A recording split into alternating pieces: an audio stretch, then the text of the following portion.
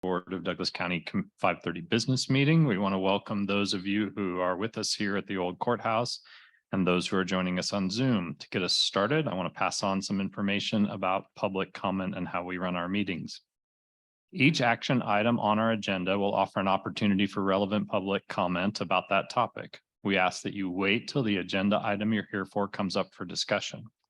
Additionally, near the start of our meeting, we'll invite people in the audience to provide general public comment to the commission. We'll also ask for those online.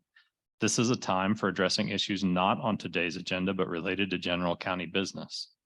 Public comment will not be recorded and shared on the county's YouTube site to ensure compliance with YouTube's content policies. To hear public comment, individuals can join us live here or on Zoom.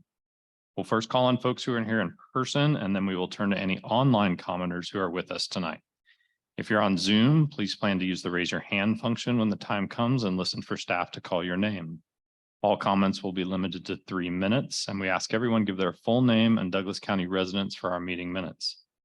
All public comments should be directed to the county commission. We also reserve the right to mute or remove any speaker who is vulgar, rude, or inappropriate. The public should also know that comments received by the commission during our meetings do not represent the views of Douglas County government. Official aids are used during the meeting. The presenter will share their screen.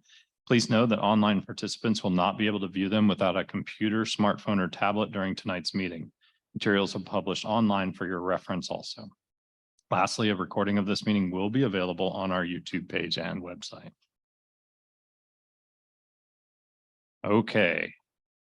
Tonight's meeting, we have a number of consent agenda items. Then we'll do general public comment. We have 3 regular agenda items. We have a request for financial support for Juneteenth, a Regional Homeless Coalition service agreement, and then the update on the Douglas County Treatment and Recovery Center. After those 3 regular agenda items, we'll move to appointments, Commissioner and Administrator, and miscellaneous before we adjourn. We'll go to the consent agenda. Commissioners, do either of you have a consent agenda item you'd like to have pulled for further discussion? No. Any member of the public here have a consent agenda item they'd like to have pulled for further discussion? Seeing none, we'll check online. Sarah, anyone online? We've got one hand raised online, but it's been raised for a while, so I want to verify if that person wants to pull an item off the consent agenda or if they want to speak on another item. So I'm going to promote that person into the promote them into the panel to talk, but we'll find out.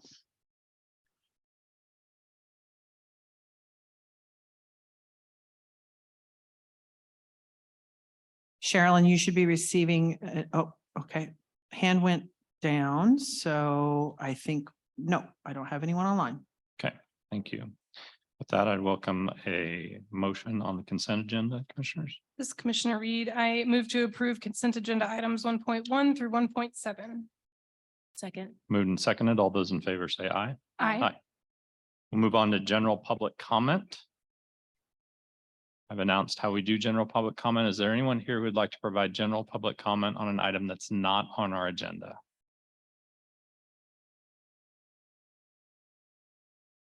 Not seeing anyone here.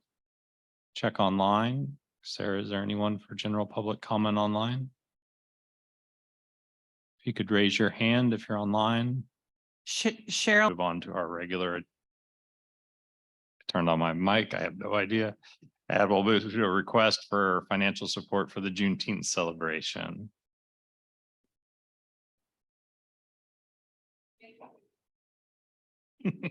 You commissioners, I think we've got some folks here to talk about the item in the packet.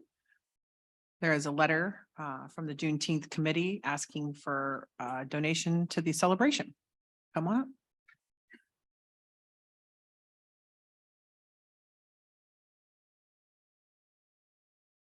Good evening, commissioners and all in attendance. My name is Marcus Logan, address 725 Michigan Street. I'm here with fellow members of our Lawrence, Kansas Juneteenth organization to request funding from the Douglas County Commission. I won't be long on this microphone. I have 5 brief points to bring up, and hopefully you guys will appreciate where we're coming from. The reasons why the Douglas County Commission should support the Lawrence, Kansas Juneteenth organization for our parade and event in South Park on 6/17/2023. 1, a chance to honor local heroes. The Lawrence, Kansas Juneteenth organization and parade and celebration are a wonderful opportunity to recognize and honor local heroes who have contributed to the advancement of civil rights and social justice in our community. By supporting this event, the Douglas County Commission can help celebrate the achievements of these individuals and their lasting impact on the community. Number 2, promotion of civic responsibility. The Juneteenth parade and celebration provide a platform for community members to engage in meaningful conversations about important social and political issues. By supporting our event, the Douglas County Commission can help promote civic responsibility and encourage active citizenship. 3, a boost to local tourism. Juneteenth celebrations are becoming increasingly popular due to it being a national holiday across the country. By supporting our Lawrence, Kansas Juneteenth organization, the Douglas County Commission can help position the area as a destination for visitors interested in experiencing the culture and history of this important event. Number 4, strengthening community bonds. The Juneteenth parade and celebration provide an excellent opportunity for community members to build strong relationships and strengthen their bonds. By supporting this event, the Douglas County Commission can help foster a sense of community and promote a culture of mutual respect and support. And finally, I feel this is the most important, number 5, an opportunity to bridge divides. In a time when our country, in a time when our city and our county is deeply divided, the Juneteenth parade and celebration provide a unique opportunity to bridge these divides and promote understanding and unity. By supporting this event, the Douglas County Commission can help create a more inclusive, welcoming, and united community. In summary, supporting the Lawrence, Kansas Juneteenth organization for our parade and event in South Park on June 17, 2023 is an opportunity to honor local heroes, promote civic responsibility, boost tourism, strengthen community bonds, and bridge divides. It is an investment in the community's future, one that could promote social justice, equality, and unity. And I strongly encourage the Douglas County Commission to support the Lawrence, Kansas Juneteenth organization parade and event in South Park on 6/17/2023. My name is Marcus Logan. I'm a former vice president of the Lawrence, Kansas Juneteenth organization. I'm currently a board member, and I stand before you as the events committee chairperson. I thank you all for your time. Most importantly, I thank all of my fellow members for showing up as we ask for funds. Thank you. I yield. Thank you, Marcus. We might have some questions for your group if you want to stick around. He's got to go. So he left you with the questions. Totally get it. That's a good trick. I got to try that one. Commissioners, do you have any questions for the Juneteenth committee here? Just one, which is a nuts and bolts one. I think I wrote it down wrong the first time. It's the 17th, not the 16th, right? I thought I heard both dates. Yes, it is the 17th. We, thank you. for the parade and the celebration, we do have a list of events from the 15th of June through Got the it. 17th. Got it. Thank you, Janine. Mhm. Any other questions? Just want to thank you for being here and bringing this forward for the commission. And I think we'll have public comment on this before Okay. we get a chance to vote. Alrighty, thank you very much. Is there any public comment on this item? Is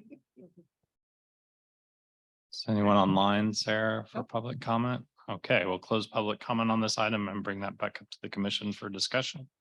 Motions, maybe a vote. Because I am the new commissioner, I will ask this, even though I've checked with Sarah previously, but we don't normally get requests outside of our budget timeframe, but this one we do. And can you just talk about that?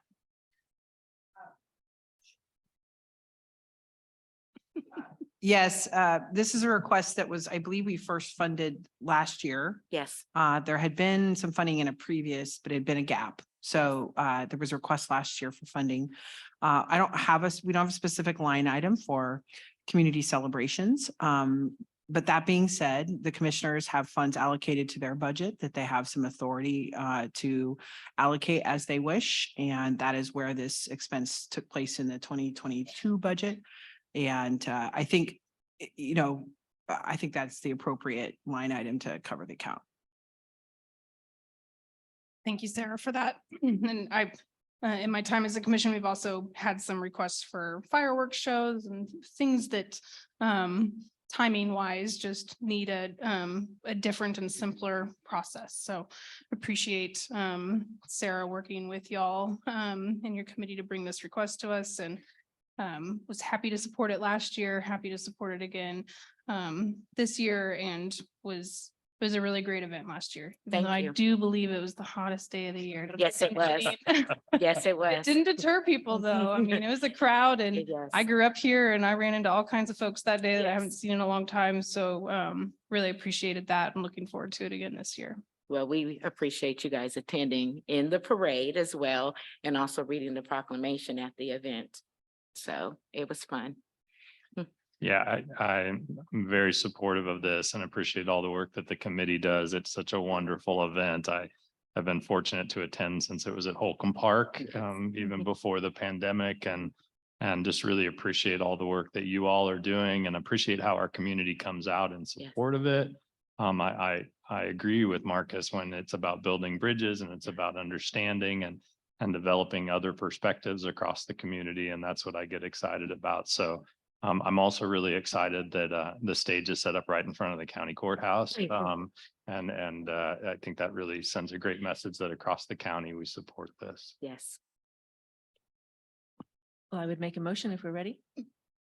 I move that we allocate $5,000 in one-time support for the 2023 Juneteenth celebration from the commissioner's budget line item. Second. Moved and seconded. All those in favor say aye. Aye. Thank you for coming. Appreciate Thank it. you. Thank you very much. We'll see you in June. If you could work on the weather, that'd be helpful. Okay, we'll move on to our next agenda item, which is a regional homeless coordination service agreement with Kansas Statewide Homeless Coalition. Sarah? Commissioners, Assistant County Administrator Jill Joliker is going to take this item. And Jill, your camera has kind of got you cut off. We might adjust it down so we can see your full face, but I'll turn it over to you. You're fine. Go ahead. I'll turn it over to you.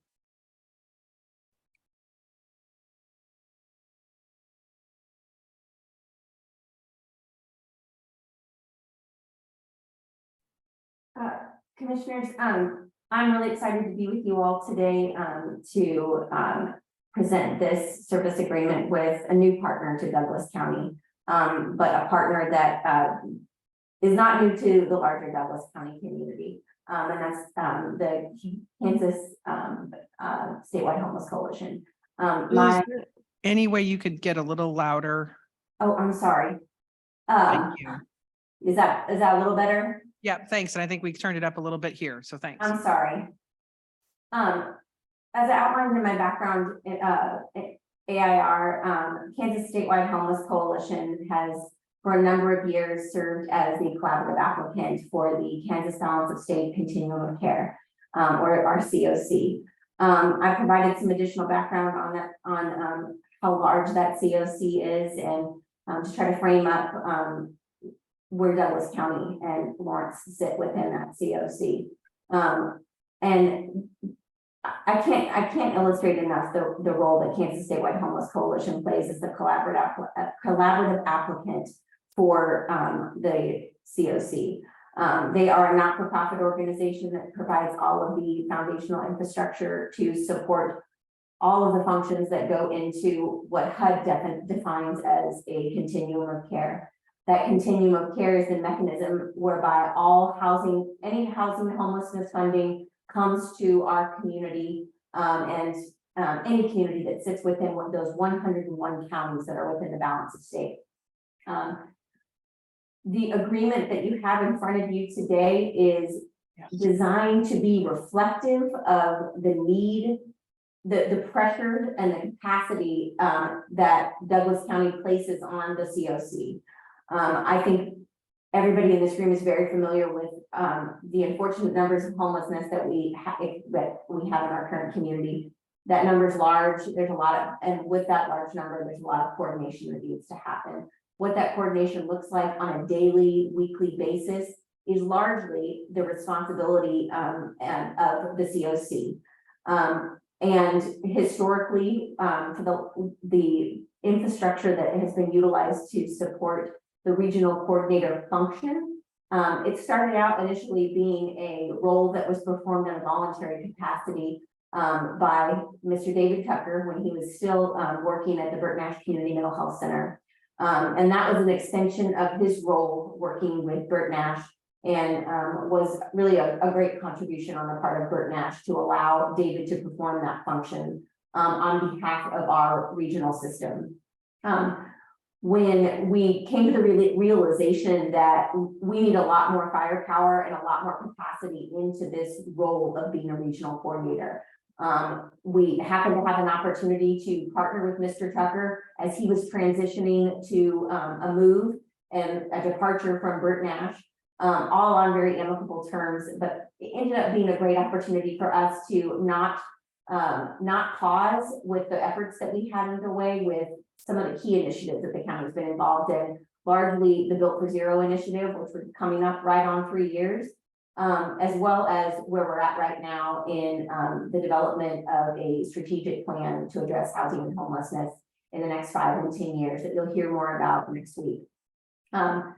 I can't illustrate how many ways that I've come to rely on the COC as a necessary infrastructure that Douglas County has to be engaged with, but also the growth that Kansas Statewide Homeless Coalition has made in the last 18 months as an organization to be at a point where I feel like they could be filling this role and adding this extra capacity for Douglas County. It makes a lot of sense because the systems largely are an extension of their organization, and they are subject matter experts that I have come to have a great amount of trust and extreme amount of value in. I know we have staff there here with us today, and I did, I mentioned in my in the cover memo that I wear a couple of hats as I work with KSHC. I wear a hat as a member of the COC on behalf of Douglas County. There's a handful of other county employees that are members of the COC on behalf of Douglas County. David Tucker's one of them. Gabby Sprague, staff from our reentry department. Anybody that comes in contact with somebody that is experiencing homelessness or at risk of it is a member of the COC, and I'm proud that Douglas County and our workforce has been really coming to the table and being strong members of the COC. But I also wear a hat of being a board member of Kansas Statewide Homeless Coalition, and I can, in my capacity, I have seen some turbulent times in this organization prior to the current leadership of the executive director that's there today, and that's Christy McMurphy, who I believe is in the audience today. Christy is a seasoned executive leader in the area of behavioral health and supportive housing in particular. We're very in Lawrence resident. We're very lucky to have her from a board perspective in the role that she put the trajectory of the COC on a really great path.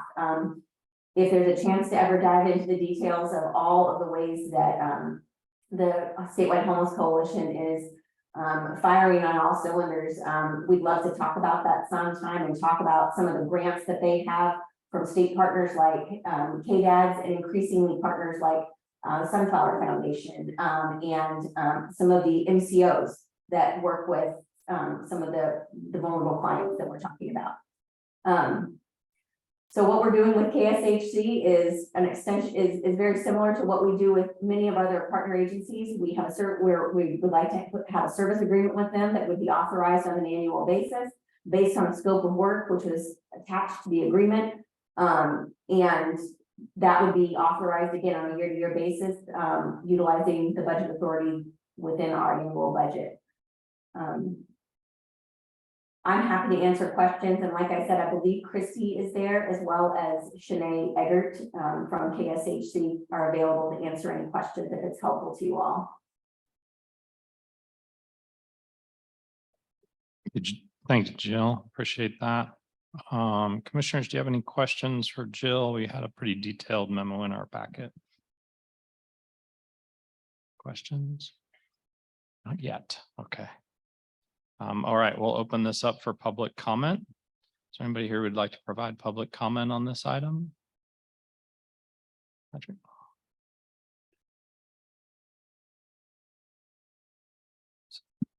Patrick Schmitz. I live here in Lawrence and I am the CEO for the Burton Ash Center and hadn't planned on speaking on this, but I am 100% in support of this.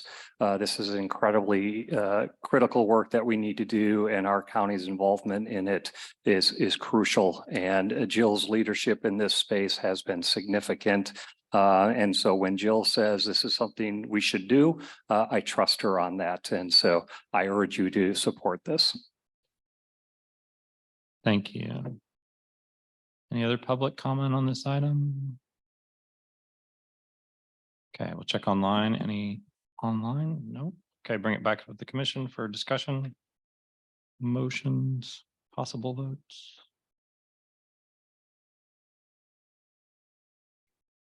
I'll just comment that I appreciate that there's been a real evolution of coordination and true collaborative spirit just in the past few years in our community around a few spaces. And I think that this is a prime example of a space where we've made some progress and that we will see some meaningful impacts as time goes on as a result of that. So I'm in full support of continuing to make sure that this is a budget priority for us and gives us the opportunity to keep expanding capacity.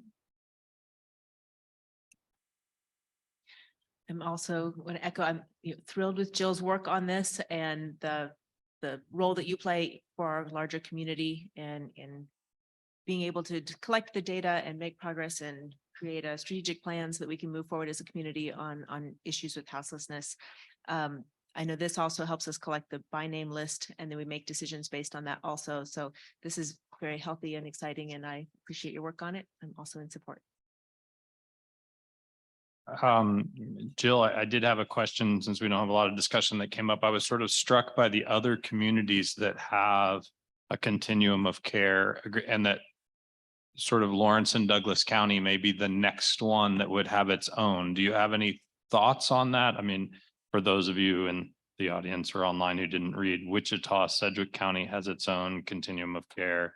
So does Topeka, Johnson County, and Kansas City, Wyandotte County. We are part of the balance of it. So that's all other counties. Can you talk about sort of that structure, Jill? Yeah, I'm happy to do that, but I would also invite Christy or Shanae to elaborate a little bit more. In the 3 years that I've been studying up on COCs, how they come to fruition, how they're structured and all that, and then collaborating with Danny Walters with the city of Lawrence. Everything that I've observed and I've heard from colleagues like Christy and Danny and Shanae is that HUD is reticent to create more COCs. And it will be very hard for us to transition into being our own COC. And I've personally come to appreciate that while at one point I thought maybe the answer was us being our own COC and having a little more control. But the finances of that scenario do not work in our favor from what I've observed, because of all the requirements that go into being a COC according to HUD. There's a lot of, and what I see KSHC doing to make it work for the balance of state is it's pretty phenomenal, given the diversity of needs. And so rather what I see us doing is really modeling what it looks like to add capacity as needed to the COC for the region, and seeing how that and letting that play out. And one example I also wanted to make sure I mentioned, another sign of the strength of this organization of KSHC and the work that they're doing, is, recently they, entered into conversations with Johnson County's COC to be the administrator of their HMIS system, their homeless management information system, because they really are seen as thought leaders and data experts, and they've been actively engaged in initiatives like Built for Zero with us. And so I think we're getting a lot of bang for our buck right now. And I don't see I don't see us transitioning to a COC unless a magical bucket of discretionary dollars appears out of nowhere. You're welcome to come up if you have any comments, but certainly don't have to. I don't want to pressure you. Yeah, I'm Kristen McMurphy. Norris used to have his own COC. Hang on just a second. Yeah, Thank you. okay. Go ahead. Norris used to have his own COC. I believe in 2007, 8 or 9, they merged with us because they couldn't afford it anymore. So it's too much staff capacity to do it. So we absorbed them to our COC. So Thank you. yeah. Yeah. Okay. Appreciate that. Thank you both. All right. I'm happy. I think, Jill, I really appreciate, and we've had David here at some of our work sessions and at other discussions and providing so much data and so much support.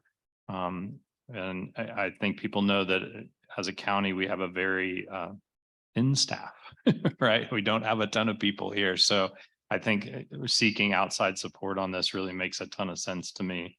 And appreciate all your work and all of our community partners working together with this coalition. So I'm happy to make the motion to authorize the county administrator to sign a 2023 service agreement with the Kansas Statewide Homeless Coalition. Second. Moved and seconded. Any further discussion? Okay, all those in favor say aye. Aye. Aye. Thank you, Jill. Thank you for coming.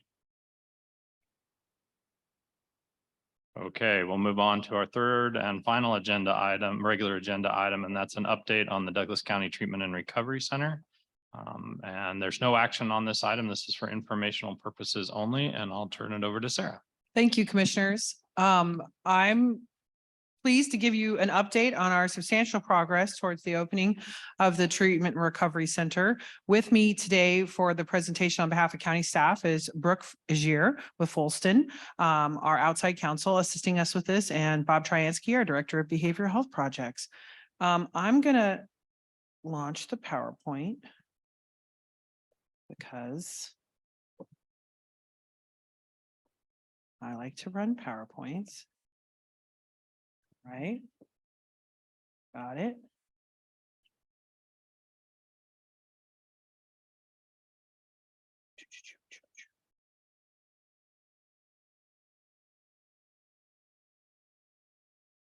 All right.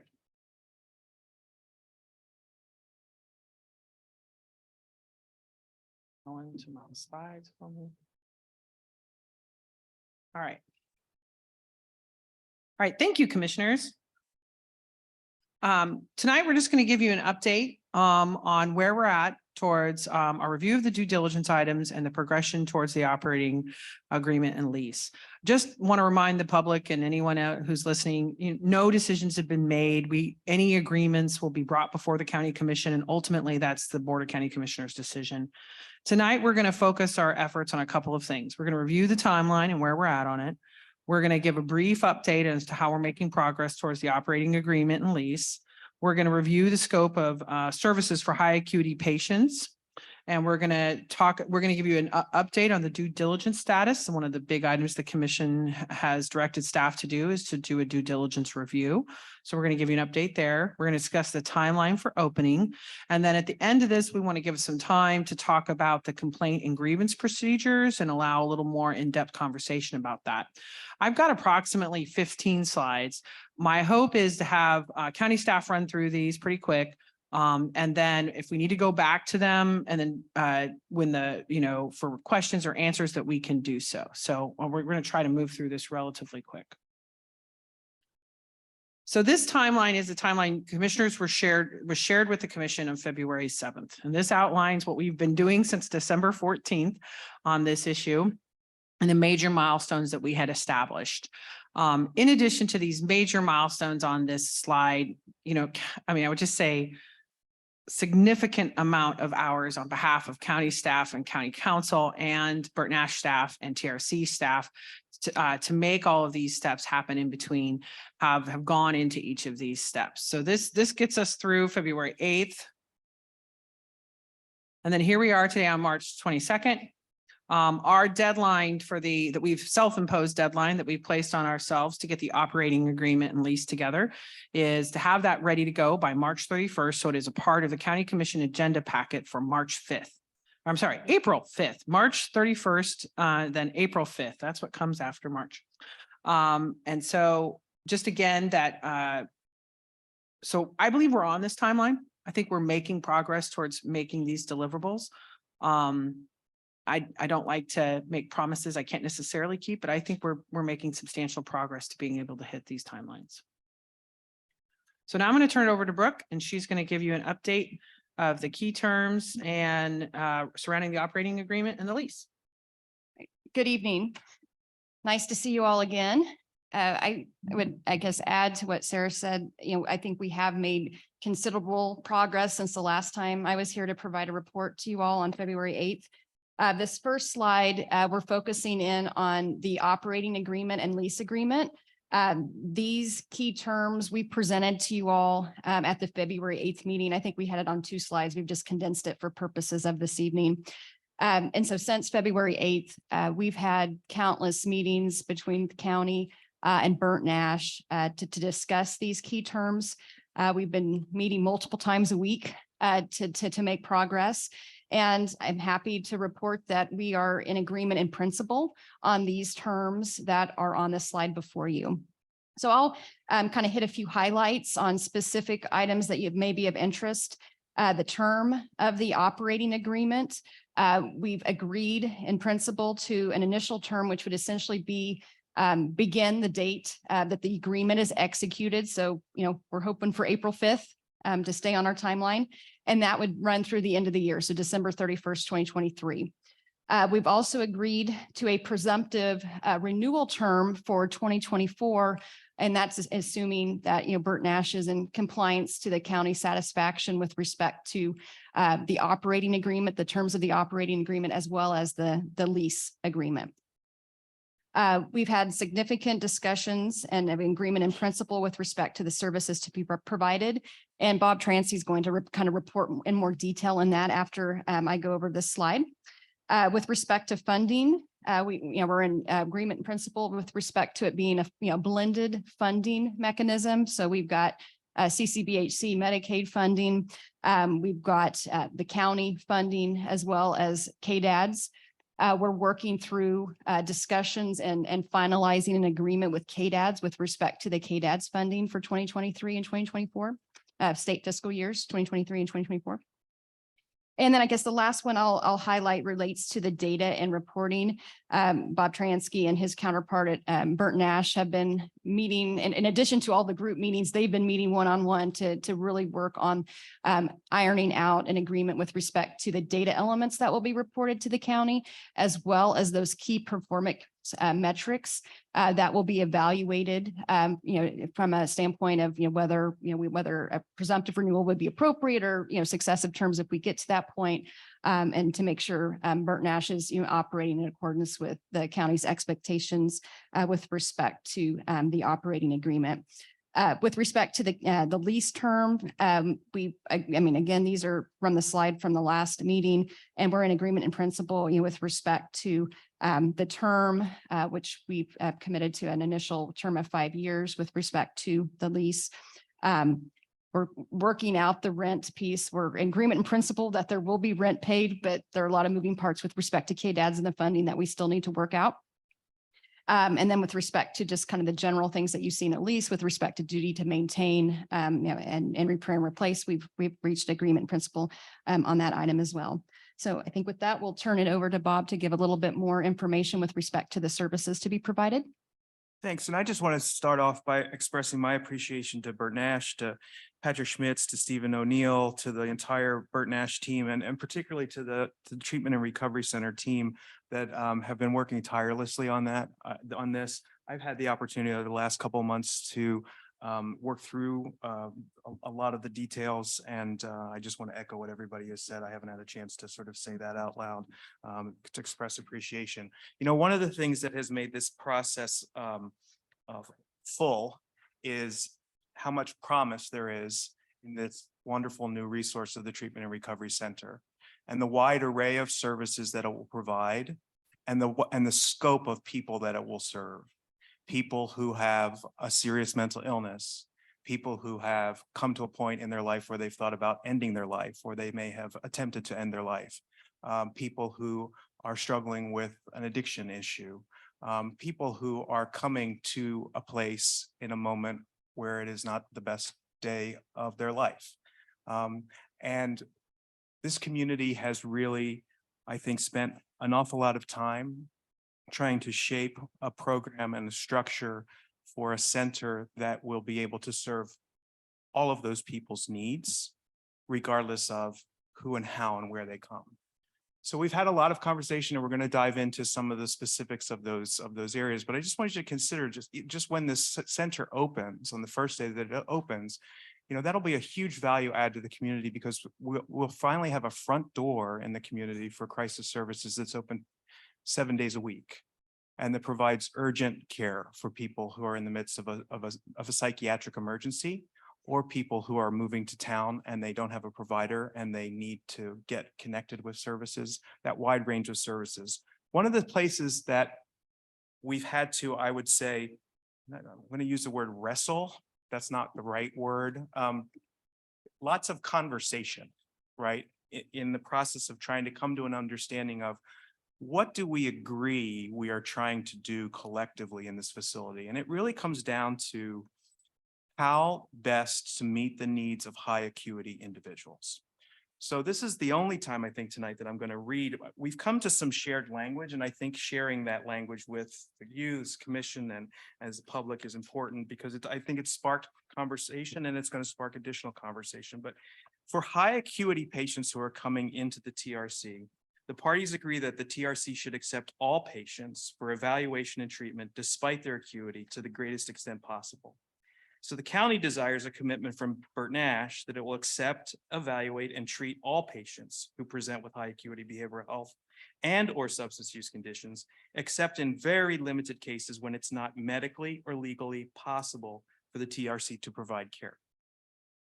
Meanwhile, Bert Nash affirms that it intends to accept, evaluate, and treat all patients despite their acuity to the greatest extent clinically and legally possible, but also desires to preserve the independent medical judgment of its doctors and other clinical specialists. The professionals that work in this building are accepting a lot of responsibility and a lot of risk. Their judgment matters. And so we wanted to just sort of outline and clarify what is our shared understanding of how we're going to work in this space. The county acknowledges this desire on the part of Bert Nash Center and acknowledges that it is not realistic to exact a commitment from Bert Nash that it will treat every patient in every circumstance when the details of a patient's particular condition cannot be predicted with any certainty. So accordingly, the parties agree that Bert Nash will use its best efforts to accept, evaluate, and treat all patients who present at the TRC despite their acuity. This means that Bert Nash will accept patients for evaluation and treatment who are experiencing psychiatric and or substance use emergencies, which put them at risk for harm to self or others, or are under the influence of drugs or alcohol or potentially violent or considered to be at risk of harm to themselves or others. They may need restraint or who otherwise are experiencing a wide range of acuity if it's clinically and legally appropriate to do so.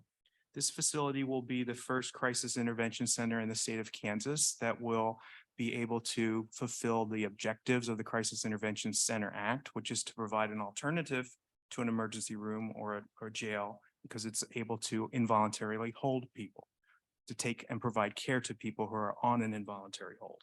It's important. This is the first time that a facility of this nature will do this work in this way in the state of Kansas. Burton Nash Center will evaluate and treat any patient that arrives via walk-in or first responders despite their acuity. Burton Nash commits to treat all patients according to the standard of care. If Burton Nash Center is unable to do so because a patient is medically unstable, Burton Nash will arrange for a transfer to a medical setting where such patient can receive the appropriate treatment. Burton Nash will make every effort to accept, evaluate, and treat patients. The medical professionals at Burton Nash will retain final authority to make determinations regarding the care and treatment of the individuals. No individual who's accepted for evaluation and treatment will be denied appropriate access to services through and up to their discharge. Individuals will be accepted for evaluation and treatment if and when they present again with similar or additional symptomology or issues. It's not a bad thing as people have to come back to the TRC.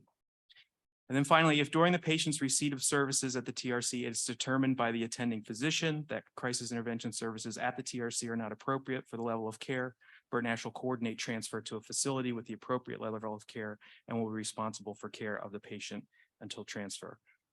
We've put a lot of work into these words. They're important words.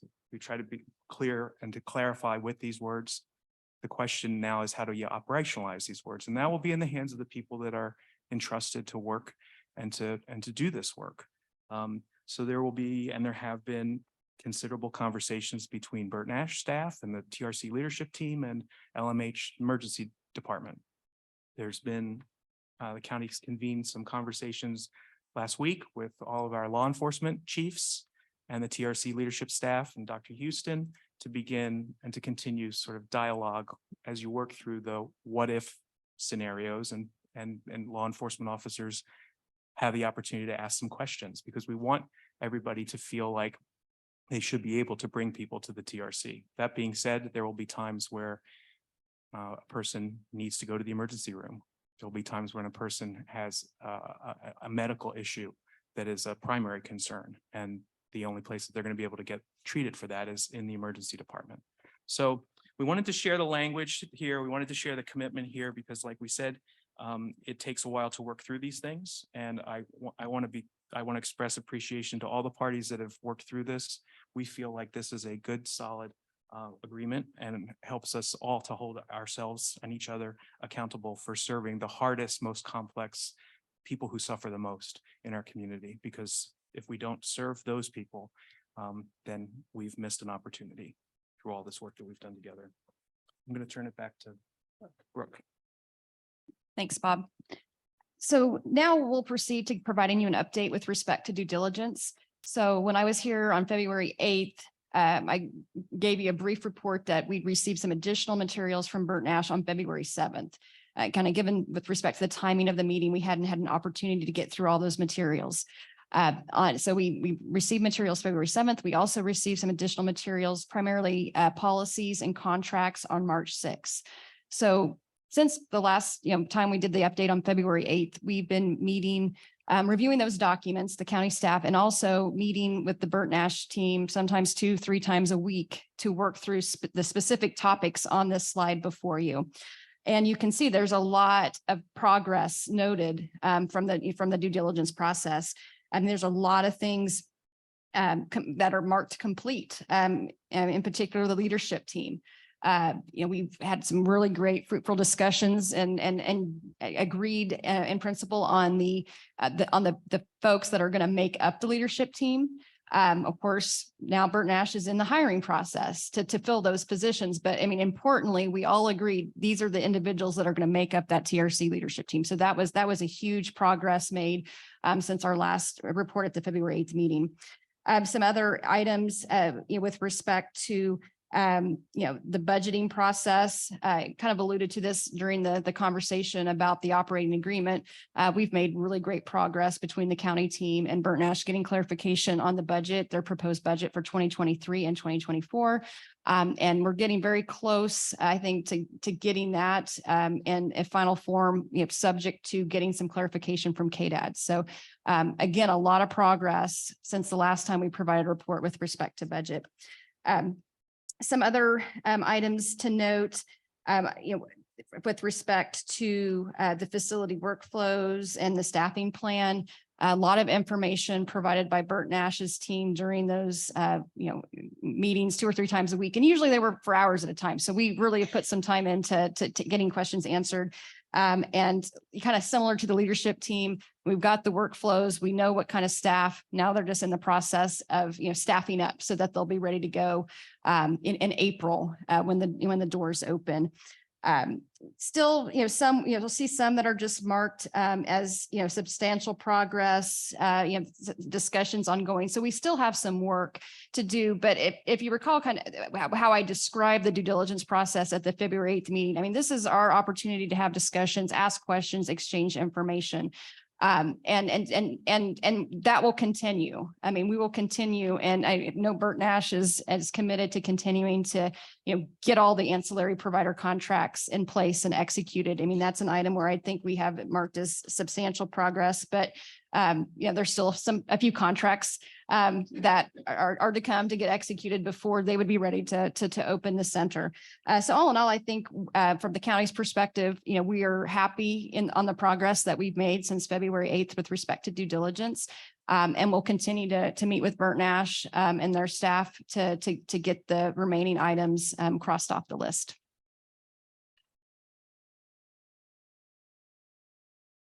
So we want to walk through what we've kind of agreed to as a multi-phase timeline for opening.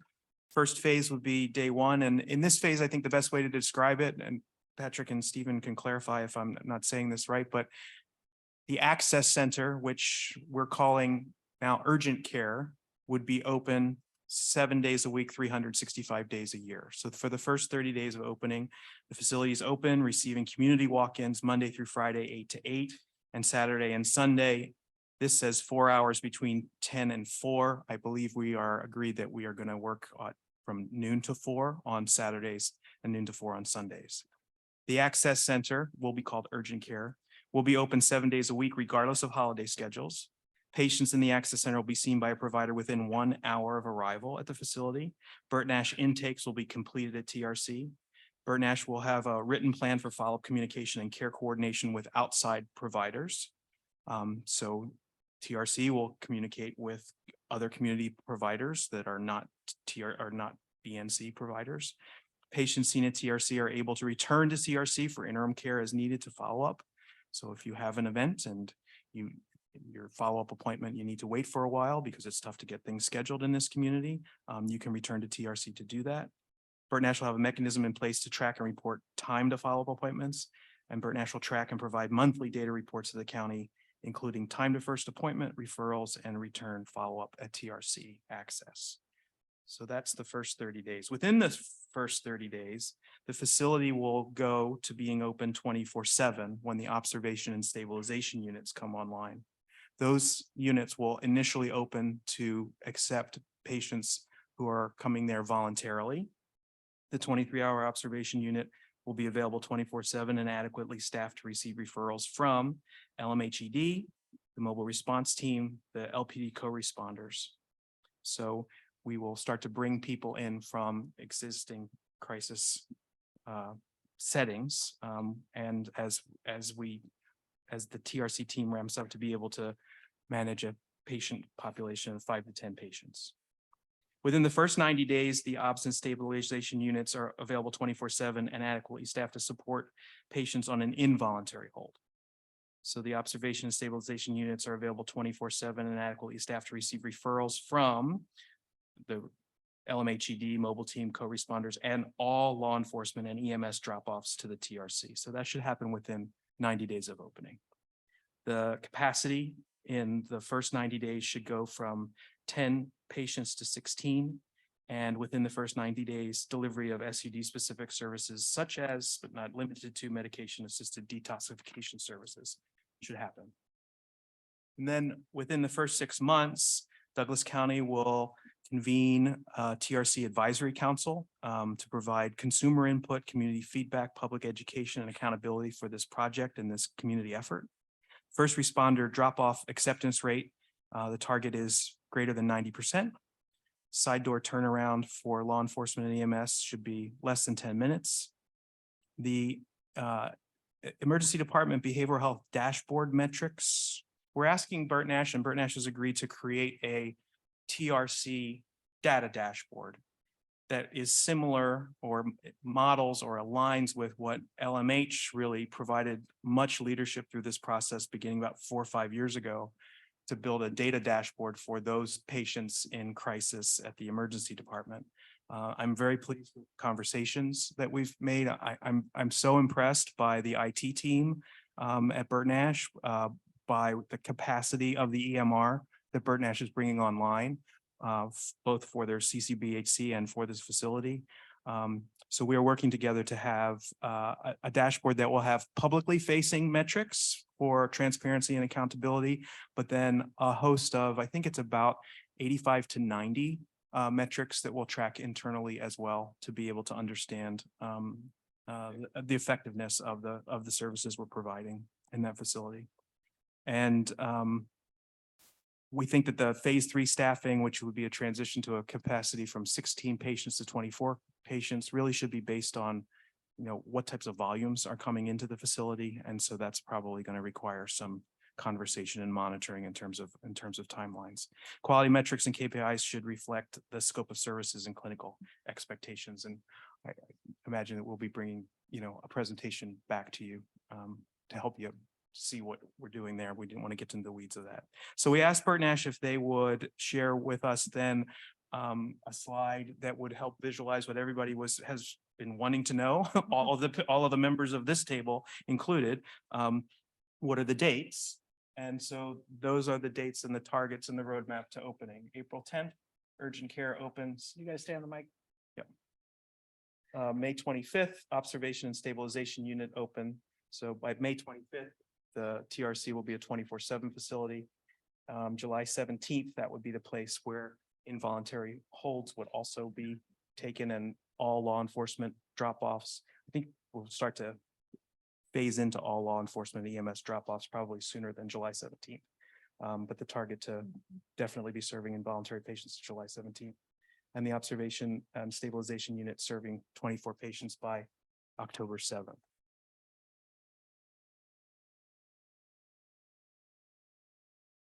In terms of next steps, March 31st is the deadline we've set for ourselves to have the operating agreement and lease to be in final form. So they'll be ready to be brought back to this meeting and to the council, to the commission for April 5th for what hopefully would be final agreements presented to the county commission for approval. So our next step was to introduce. Yep. Yes, so the next step was to introduce, we had a number of, I think, at various points through the last couple of months, questions regarding how to ensure patient satisfaction with their experience. How do complaints or concerns get managed in a facility such as the TRC? And we asked Burt Nash and the TRC team to specifically address that. Amy Finkeldye is here from Burt Nash to share with you Burt Nash's policy around complaints and grievances. And we wanted to give Amy a little bit of time to walk us through and help us to understand how things will work at the TRC when people have a concern they want to express.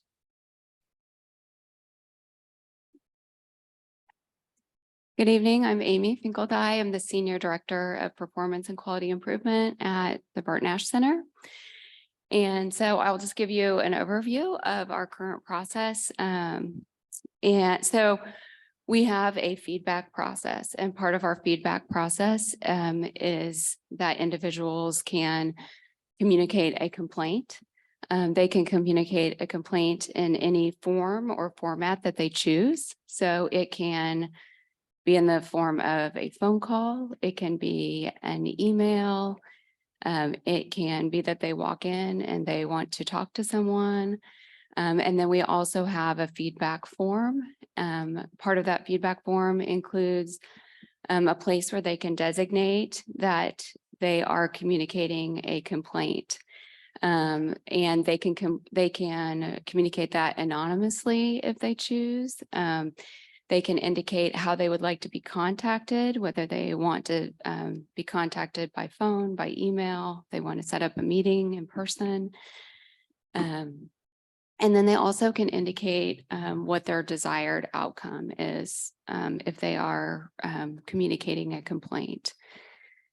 So once we do receive that complaint, say if they it's a phone call, they'll be directed to myself. Also, any emails, my email address is available on the website. We also have an email address, feedback@burtnash.org. So it can go to that email address. We also have the feedback form on our website.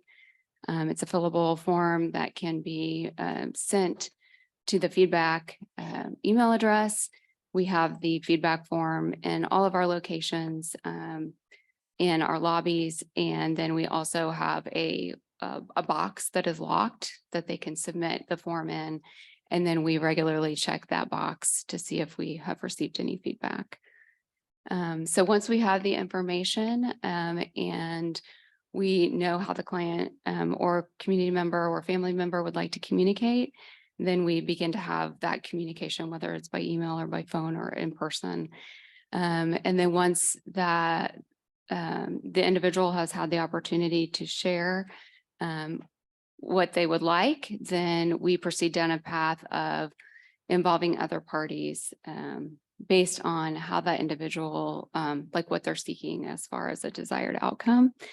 Most frequently, it involves talking with another director within the organization, or sometimes another supervisor or manager, based on what it is. So we handle each one individually based on, what information we have and how the individual who has communicated the complaint, how they choose to proceed. We have 30 days by regulation to achieve a resolution. But once we receive the complaint, we respond usually within 24 hours. Sometimes it's 48 hours, just depending on the situation. And so then we work towards resolution of that complaint. And once resolution is achieved in some form, then we do an evaluation if we felt like standard of care was met in that situation. And all complaint situations are reviewed at our clinical directors meeting, where we also talk about standard of care, and we have the opportunity to, again, evaluate and discern if standard of care was met. We also take a look at data related to our feedback and complaint process, so that we can look at what type of complaints that we're receiving. We know how many we receive. So we look at quantitative data, and then we do a qualitative analysis of all of our complaints on an annual basis.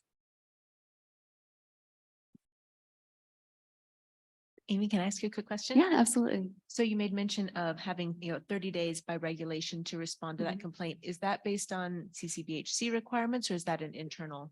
It's a community mental health center regulation. Thank you.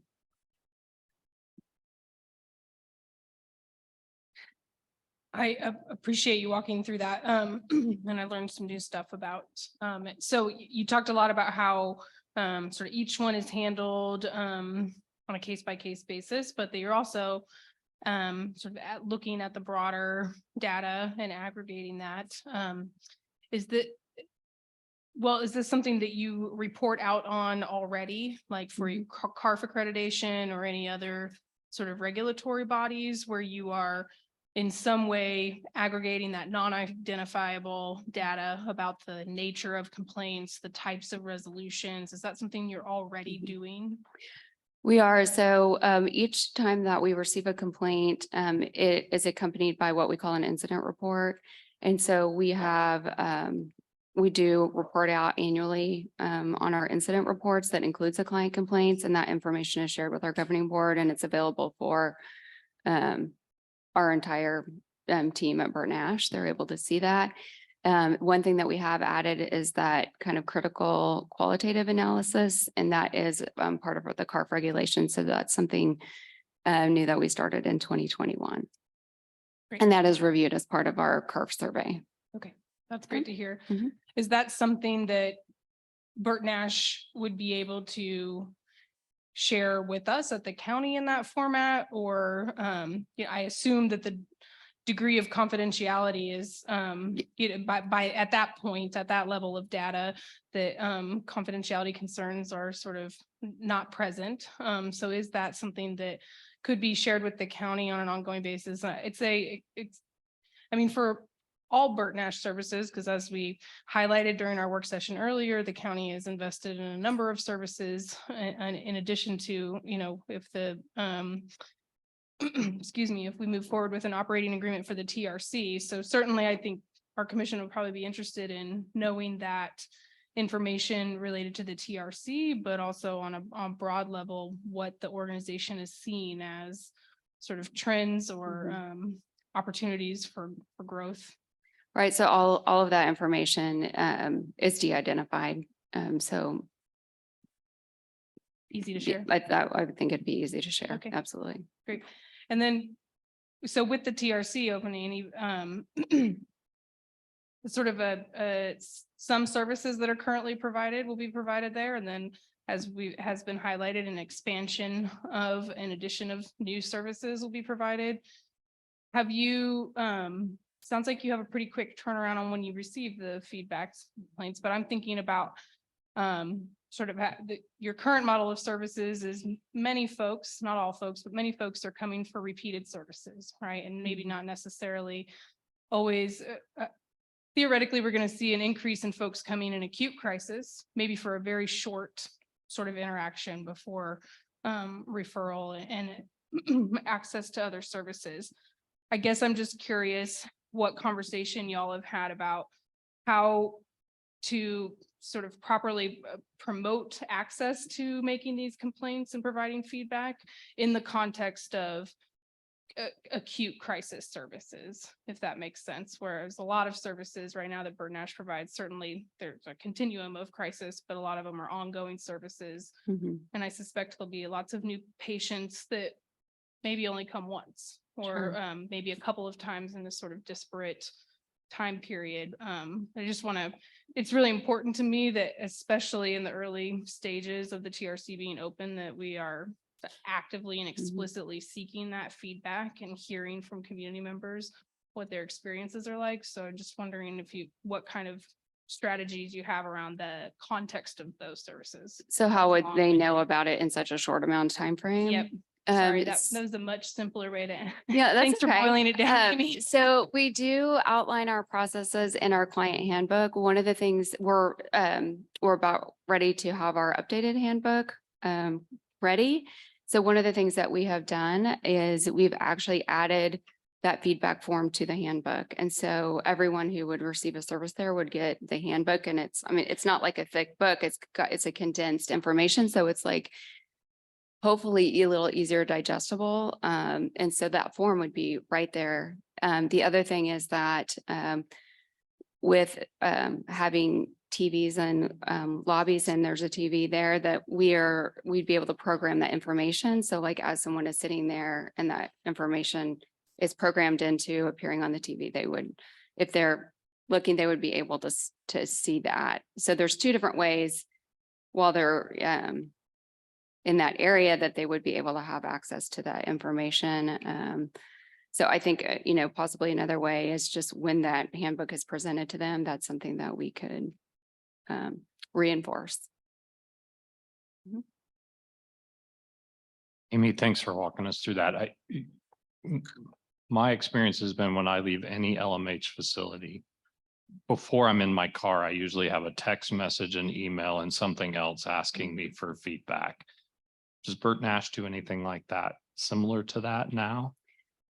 So right now we do have more of an annual like client satisfaction survey that we send out. But I actually was just talking to a team member today about what some of the things that we were thinking about doing for the TRC that would occur like as they're leaving so that they could give us more immediate feedback regarding the services they received at that time. Yeah, I'm just curious if that's another way to get sort of that, because you want positive feedback, not just complaints, right? Absolutely. And Yeah. I think that's important. That's what we want to hear as well, is what's going well, what we need to celebrate and replicate. And then also where there's challenge, and those challenges may come up on the back end of a compliment. So I just wondered if you all had thought about that. Yep, we have. Anything else for Amy while she's here? All right, Thank thank you. you. Really, at this point, commissioners, we just want to open it up to any questions you have of staff, or Bert Nash and TRC staff are here as well. So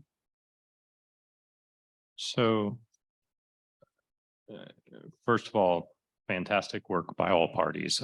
I think this was a huge task, and you're not there yet. I want to honor that, but I can tell that there's reporting a lot.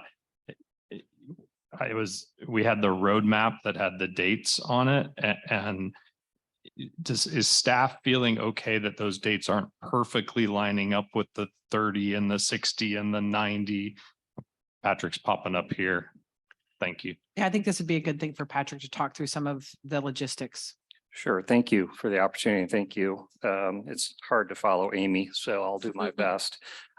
We are confident in those dates. Those are in discussion with county staff and informed by the team that will be there every day doing this work. So we are confident with that. Does that answer the question? Do you have anything more you want me to say?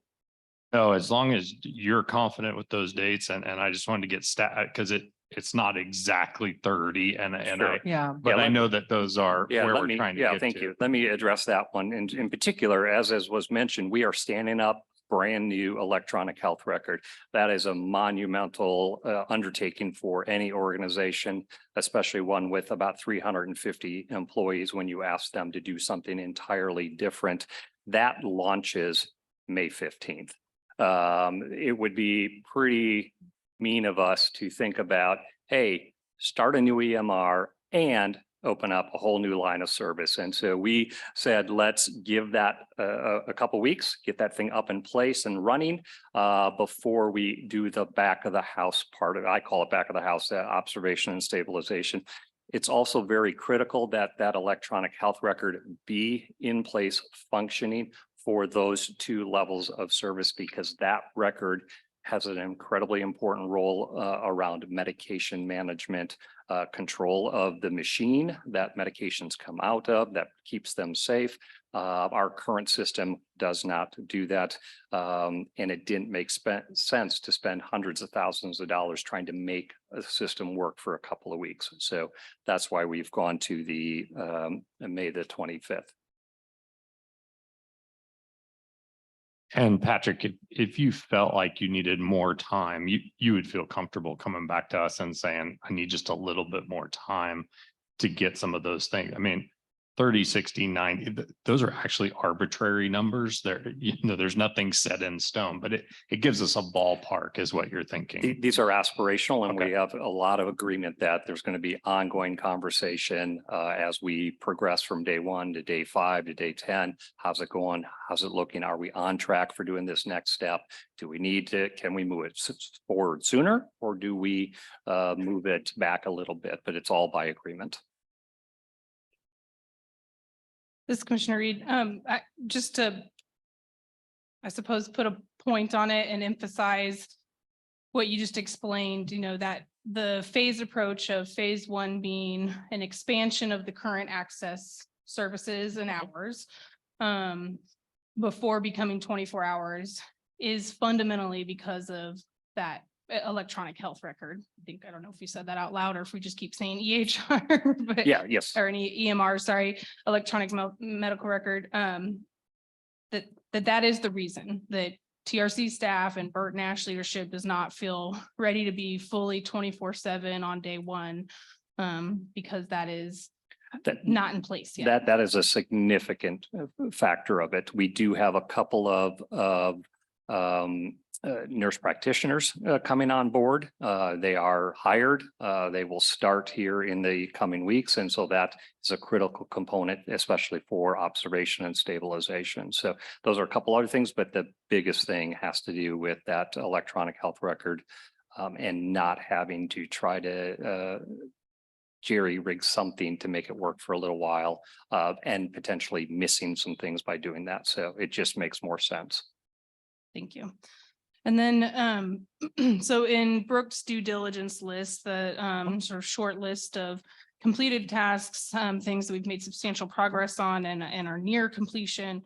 Sort of the one that stood out that didn't, that was still discussions ongoing, was the law enforcement and EMS engagement, first responder drop off. And as you know, Patrick, that's something that I have particular interest in and want to continue some pointed conversation about, because I just think that it's such a significant value to our community that is a sort of a fundamental function of the TRC as it comes online. So can you just give us sort of a snapshot? I know those conversations are ongoing, but of the status quo, right now, where those conversations exist between TRC staff, Burt Nash, and law enforcement and first responders to make sure that we're really on track for a plan within that. I think it was by the May 25th date, you were going to start accepting those drop-offs with a greater acceptance rate a little bit further down the road in the phases Sure. of that. Sure. Right? I know enough to screw it up. So actually what I'd like to do is invite Dr. Houston up here, who has been part of those conversations directly with law enforcement. Thank you.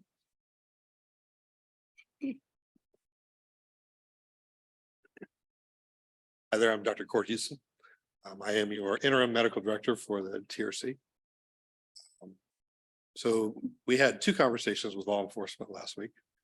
One of them was with our TRC staff, and then I met with all of our police commissioners 2 days after that. Really wanted to go and provide some clarity on it, and that clarity is pretty simple. If law enforcement officer goes and brings somebody to the TRC, I want to help take that person off their hands. I want to go and evaluate them and take care of them. Right? That was it. They're like, well, what if this situation occurs? Bring them in. I'll figure it out. Okay. We're going to go and, we want to value our law enforcement time. And so we really want to get people back on the streets doing their job while we do our job. And so our goal is to try to get any patient that they bring in into this facility and get them back on the road within 10 minutes. Okay. Never wanting to see that last longer than 30 minutes, although sometimes things may happen as we are first adjusted. So to make things really simple, law enforcement comes in, we're going to go and accept any patient that's brought in. From that point in time, I will figure out what needs to be done, right? Now that person might have to go, and if you're coming in and you're having a stroke and you're having behavioral manifestations from that, which can happen. 2 years ago to this day, my dearest friend had a stroke, and when I found them, they were walking around half naked and acting pretty bizarrely. Right. And so somebody who's non-clinical might have brought them into the TRC. That person's having a stroke. We got to preserve the brain. Of course, we're going to get them to the emergency room to go and help them. The goal is to get everybody in to go and give them the help that they need that particular day. It might just be a short conversation with a plan to go and let you go ahead and go home. Vast majority of patients will probably be that way. It might be that somebody needs just a place to stay for 24 hours. We're going to help you out with that and provide medications for that. Sometimes those things will last longer. Sometimes those situations are going to be higher acuity than what we can handle. And just like the few people that have built this model, And to kind of preface this, this model doesn't exist in the state of Kansas. There's only a couple, I think maybe 5 in the entire country that's currently doing this. The regulations for this don't exist, right? CSE regulations aren't there. And so it's kind of this moving target. We got some SAMHSA guidelines that have one particular model. The CSE regulations that are coming in right now don't exactly match that model. And if you look at the two, there's some pretty distinguishing differences between them.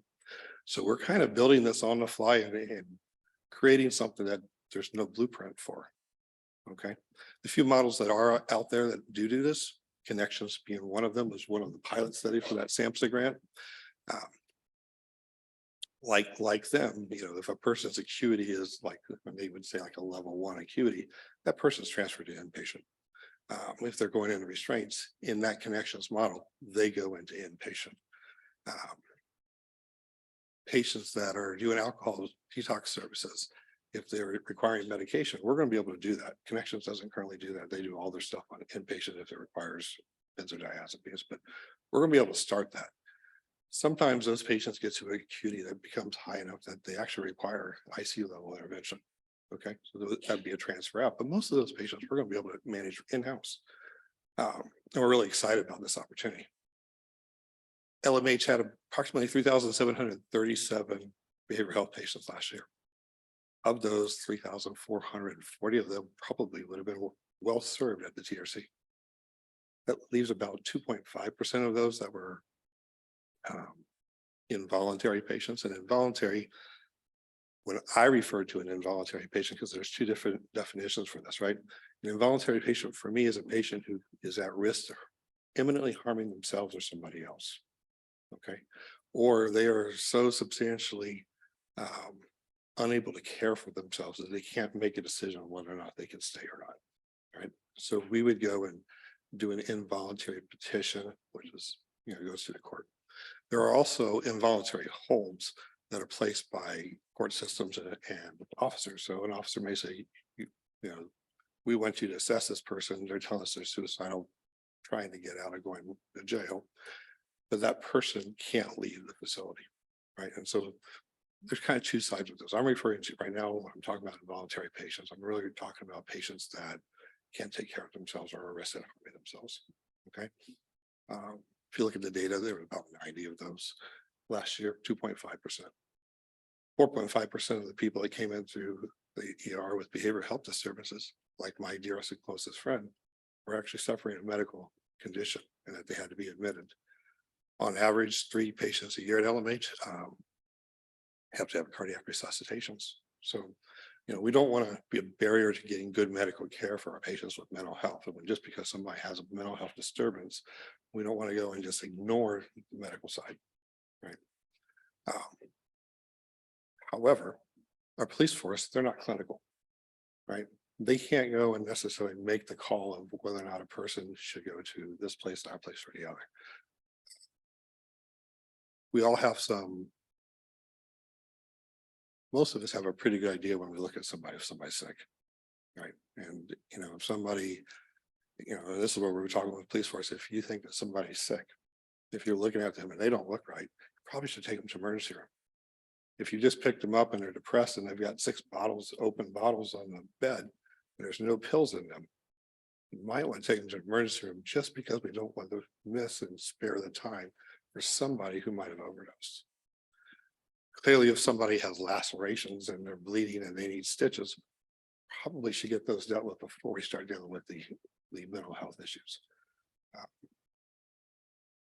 But if an officer is not sure what to do, the answer is you bring them to me and we'll figure it out. Right. And so we've had that conversation. I think that provided a lot of clarity for everybody in the room, and we got a lot of good feedback from that. Any questions about it? I don't have any further questions, but appreciate that breakdown of information and knowing that the conversations are started in a meaningful way, it sounds like, and that I just really want to appreciate and know our county staff has relationships with all those police chiefs and our sheriff and making those conversations happen in a coordinated way so that countywide there's shared expectations and shared standards for how folks will be assessed to the degree that police can do so, and then accepted by TRC staff as an alternative to both the jail and our ER to really see what the expansion and enhancement of behavioral health crisis intervention services in our community can look like in terms of the sort of the trickle down effect of impact on the other parts of our emergency system. So thanks for that explanation. Dr. Houston, I have a follow-up question, if I may. In terms of someone who has committed some self-harm, and there is an injury, what is determined about when they can come straight to the TRC or when that needs to be managed first? And you mentioned stitches at the emergency department. And is it possible for them to then transfer back to the TRC after a short-term medical issue is taken care of? Right, great question. So depending on which route somebody's coming in. So if you're walking, we're going to take a look at you. We're going to do an assessment. If you are profusely bleeding with deep lacerations, we're going to take you to the emergency department and get you sewed up. When that's done, we're going to have you come back, right? And we're going to take care of that patient. Likewise, if somebody's coming in through the police and we take a look at that, we'll take the patient. Police officer will be able to go on their business. If we think that person needs, in this case, lacerations repaired, we'll take them to the emergency room, and then once those lacerations done, we'll take care of them again. EMS is going to reroute them straight to ER anyways.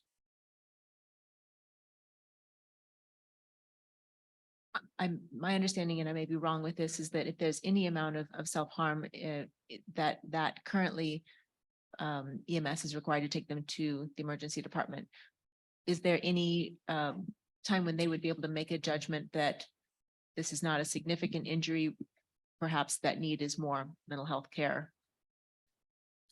You know, and those all become judgment decisions that people are making based on what they're seeing. A lot of self-harm that I see are very shallow scratches. I wouldn't send somebody to the emergency room for that. I'll apply a Band-Aid and, you know, and disinfectant on that. We'll be equipped to be able to do basic first aid type things.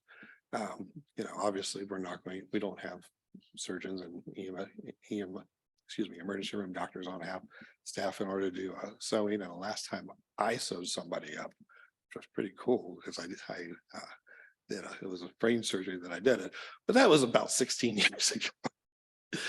So you probably don't want me sewing you up today. So we'll make sure the experts that do the proper job get done. Right. It is conceivable that a patient, and this is, I think, also answering part that I didn't answer to you, that a person may be going to LMH and that they may need to be given involuntary. The way that KDAS defines transfers, they define transfers as coming from police, EMS, or walk-ins. Okay. Going from LMH, if a patient originates at LMH to us, that's an admission and will be based on whether or not we have the capacity to handle that particular situation. It's usually not considered medically appropriate to go and do a hospital to a second hospital to a third hospital transfer. You know, in those cases, it would be best for that particular facility to go and send directly to an inpatient facility if that were to come about. Now, if I go back to those numbers that we talked about, we're only talking about 80, 90 people. And of those, I would be willing to wager that over half of those people wouldn't need to be an involuntary, right? If we have the TRC, you know, and if they say, hey, you can go over to the TRC or we can involuntary and take you to OSH. I think a whole lot of people are going to say, I'd like to go over there to that TRC because they take good care of me over there. Okay. And so I expect that those numbers are going to shrink. And certainly when our partners at LMH are going and contacting us and telling us about patients, we're going to do our best effort to actually take those patients.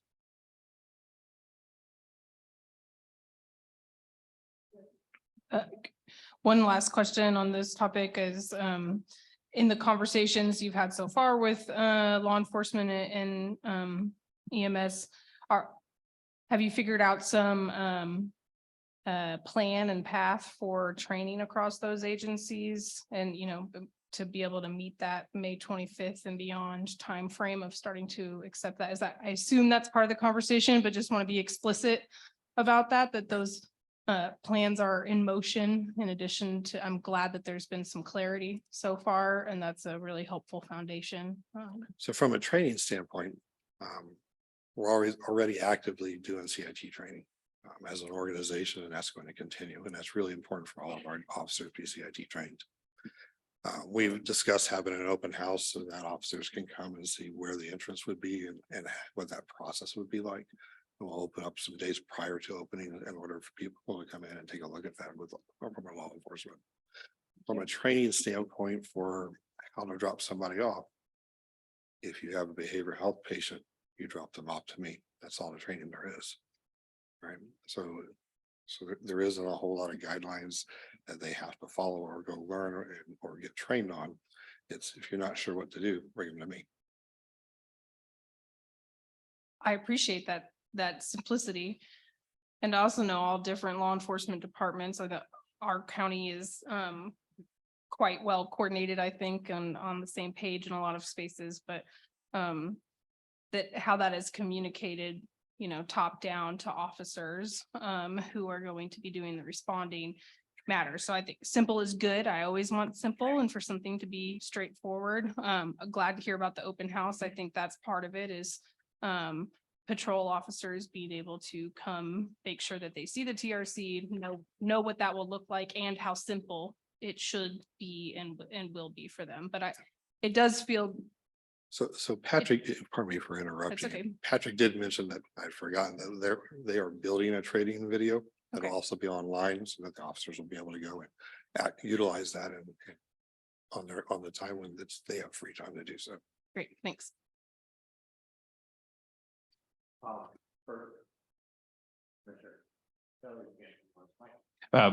First, I want to thank you for being here. You've given me a ton of clarity on some of the things that seemed a little bit in the ether as we talked about it before, and it's very helpful to me. So thank you for being here. I may have misheard you, but I did hear that there may be some patients who the TRC is just not the right place for, but you said it was a very small amount. That's correct. Do you have any, just so the public can have an understanding, like, I guess I never expected the TRC to be able to serve everyone. I mean, that is our aspiration, but there may be one or two, or I don't know what percent you're thinking that as they come in, this just isn't, we just don't have the capacity for this. Do you have an idea of numbers on that? I was trying to follow all your numbers about the 2.5% and all that. Right. So the TRC is only able to accept 18-year-olds and higher. However, if you're a 9-year-old and you need crises, where do you go?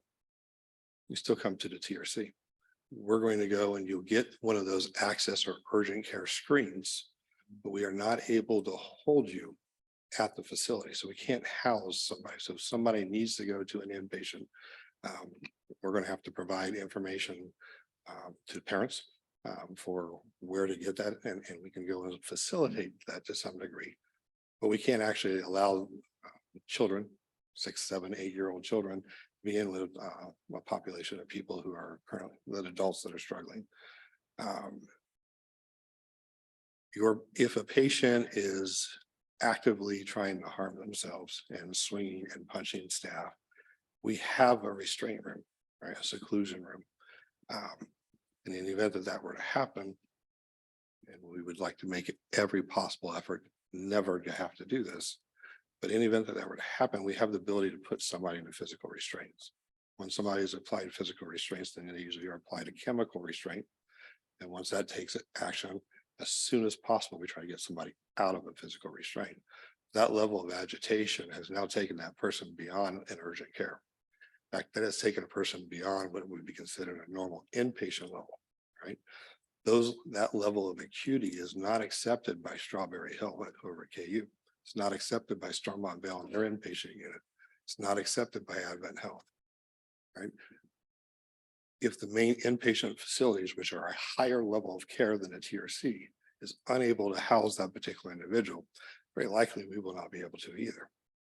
But It doesn't mean that we're not gonna make our very best efforts to go and try to get somebody to get soothed, calm, and be able to join that population. But you're looking at, it's an open area, right, where you may have 10, 15 people all in one place. You can't have somebody who's actively violent and throwing things sitting next to people who can get hurt from it. Okay, and so there's times where that may become an issue. And of course, then we'd have to work on getting an inpatient admission. It means a lot to hear me say that you're going to try to do everything you can. And I think that's why we really want that chief medical officer in place. And I think we all want the same thing here. And that's what I want to hear. And so I really appreciate you saying that. I appreciate what you're saying about bring them, we'll solve it. I also know that, like Commissioner Reed, organizations have different ways that they handle things, and we'll figure things out there. So I think, you know, seeing the large number of community members here, youth is a concern. The fact that we can't serve under 18, that's the next challenge for this community, is how do we serve those young people that are going to show up? Because I am very concerned that more and more of them are going to show up, just with the population that I work with. And we've got to step up and figure out how to help them as well. Let's celebrate how far we've come today, but we still have work to do. So thank you. When we look at gaps in the community, another significant and major gap that we have is that there are no inpatient psychiatric beds in Douglas County. A lot of these conversations that we've had with EMS and police and LMH and ourselves is just how do we handle patients who need inpatient admission, they're being denied when we don't actually have beds that are available for it. Part of that SAMHSA regulations for that original psychiatric crisis center also requires that we have inpatient beds, which we don't have as a county. And so we've had some discussions about that. And certainly I think that more discussions need to be had, but having even just 6 inpatient beds inside of this city would dramatically alter a lot of people's courses.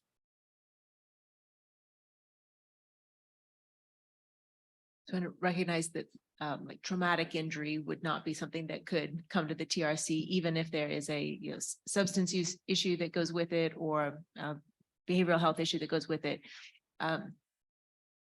Does our emergency department have the ability to manage that level of acuity beyond the physical needs, or will there be a collaboration back and forth with the TRC or with Bert Nash? So I don't want to speak for LMH, but LMH has an emergency room. The bread and butter of emergency rooms is psychiatry. They comprise 10% of all the patients that come in. LMH is currently managing those patients. And so that's where our current gatekeeper is.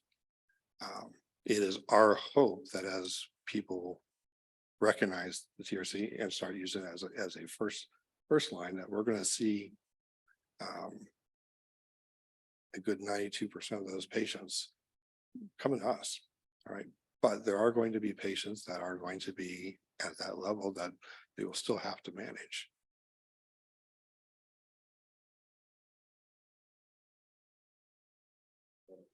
Any other questions for Dr. Houston or? I actually have Patrick? a question or conversation for Brooke, but Patrick might be wanting to weigh in with it also. So, but thank you, Dr. Houston, for answering all our questions.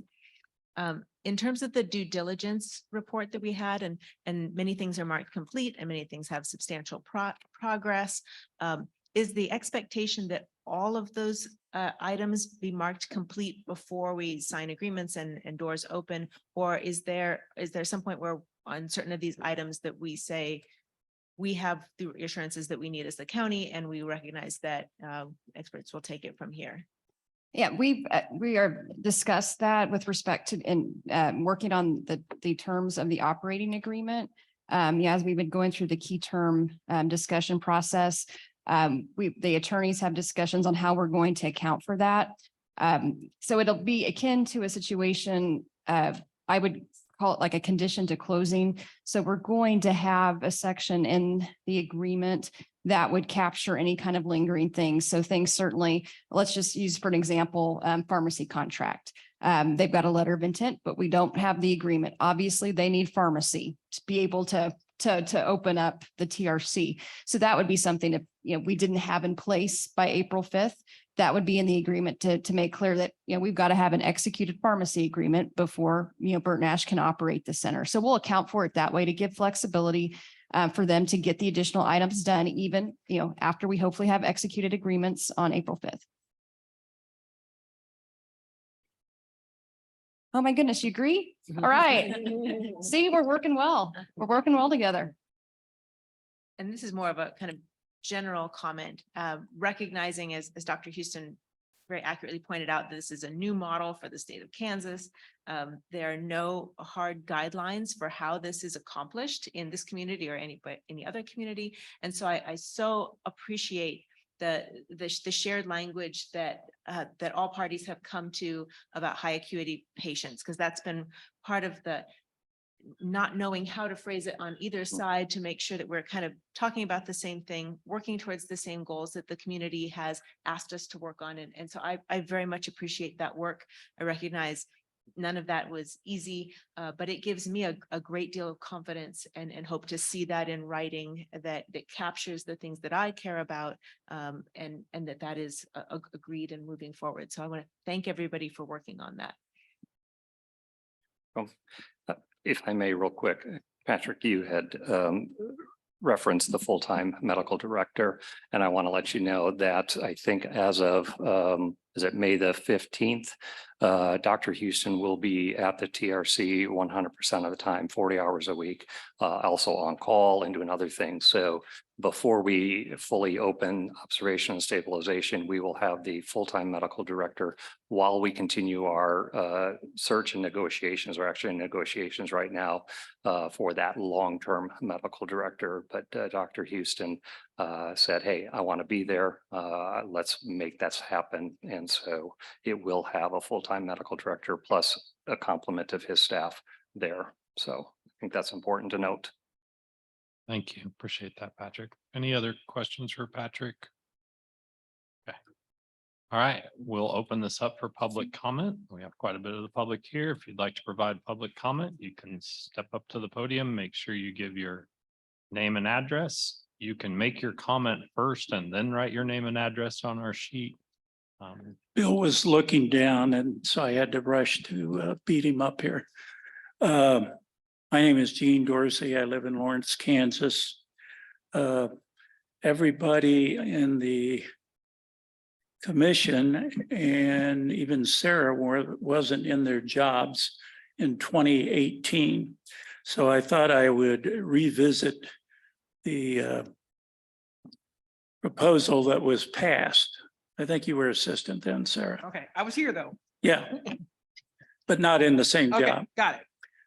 So in November 2018, Douglas County residents approved a 1/4-cent sales tax, and I quote, for the purpose of financing the costs of providing mental health services for the county and to issue bonds to construct all or a portion of the capital costs to construct, furnish, and equip new mental health facilities in the county. That's exactly what was written. And I just ask you to please keep in mind the taxpayers provided the money to build the building, and Burton Ash provided the land that it sits on in any decisions made regarding the crisis center.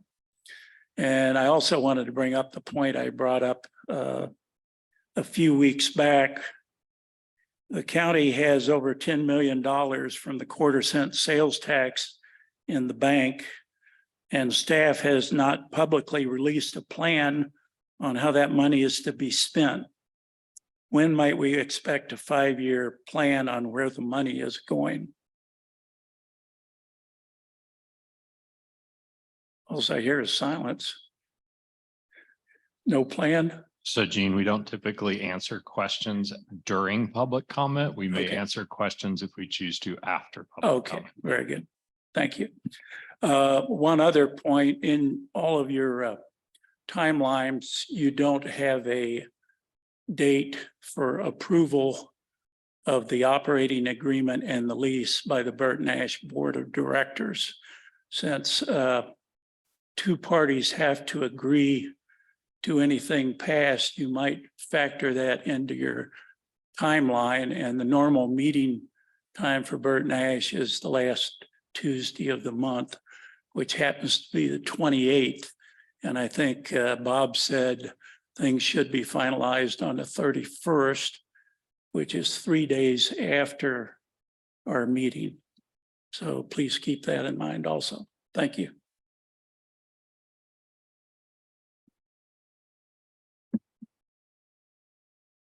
Hi, Commissioners. Hi, my name's Judy Pope, and I'm a member of Justice Matters. And we met yesterday with Sarah Plinsky and Bob Tryansky. And we were very encouraged to learn about the progress made towards getting the TRC open and fully operational. We are thrilled to see the timeline for phased opening presented tonight. We want to highlight just a few items that we were particularly glad to hear Burton Ash and the county staff are focusing on, and that we hope will continue to be priorities. That's hiring a full-time medical director whose work is exclusively focused on the TRC. And we are reassured to know that the position is part of the operating contract, that qualified candidates are being sought out, and that the interim director, which is Dr. Houston, has crisis center experience and is involved in this process. External evaluation of the TRC. It is good to hear that both Burton Ash and the county are committed to ongoing evaluation and public transparency. Our community deserves to be informed of the effectiveness of the facility once it opens. And serving the highest acuity patients, we appreciate that there is a lot of nuance to not just getting the doors open, but ensuring the TRC is ready to receive people with the most serious and complex needs. And we thank everyone involved for the dedication to providing the highest quality of care to our most vulnerable community members. Thank you.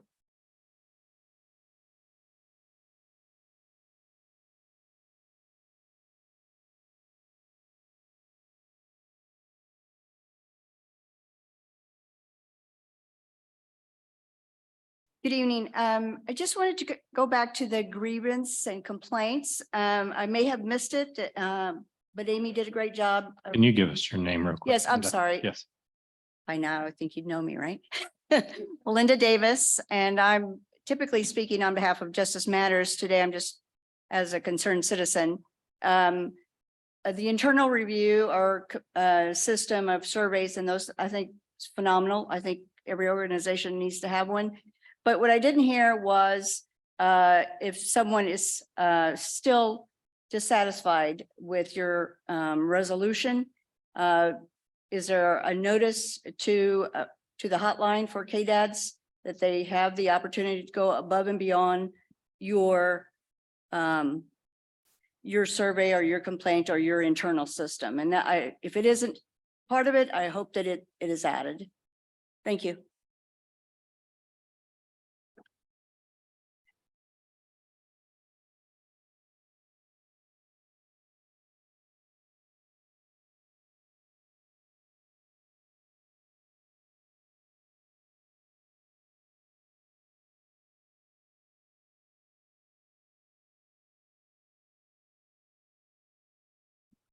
Good evening, Commission. Kevin Joels, Division Chief of EMS for LDCFM. I just wanted to speak to some of the questions that you had earlier about our preparation and our readiness to respond to the TRC on the instances that we will see.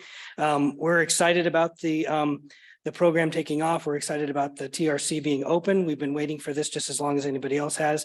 They are doing something very similar to this in Johnson County and have been for years. And so my experience with that is helping us train for this opening. There will be some bumps in the road. The good thing is we have the ability to transport people to and from. And if we're wrong, then we'll transport them to the right place. They have taken other measures, and so has LMH, to have a different transport company, which will aid in our reduction and increase our reliability for ambulance services on the emergency side. But I just wanted to make sure that we understood that we are prepared for this. We're going to use a checklist that if it meets the right criteria, we'll go to the left or we'll go to the right as we drive down Main Street. And we have been preparing for this for a while, and we shouldn't have any major issues, but we will have bumps in the road, and we'll work that out with the TRC folks. And I just wanted to assure that we understand there's an agreement and that we're okay. All right, thank you.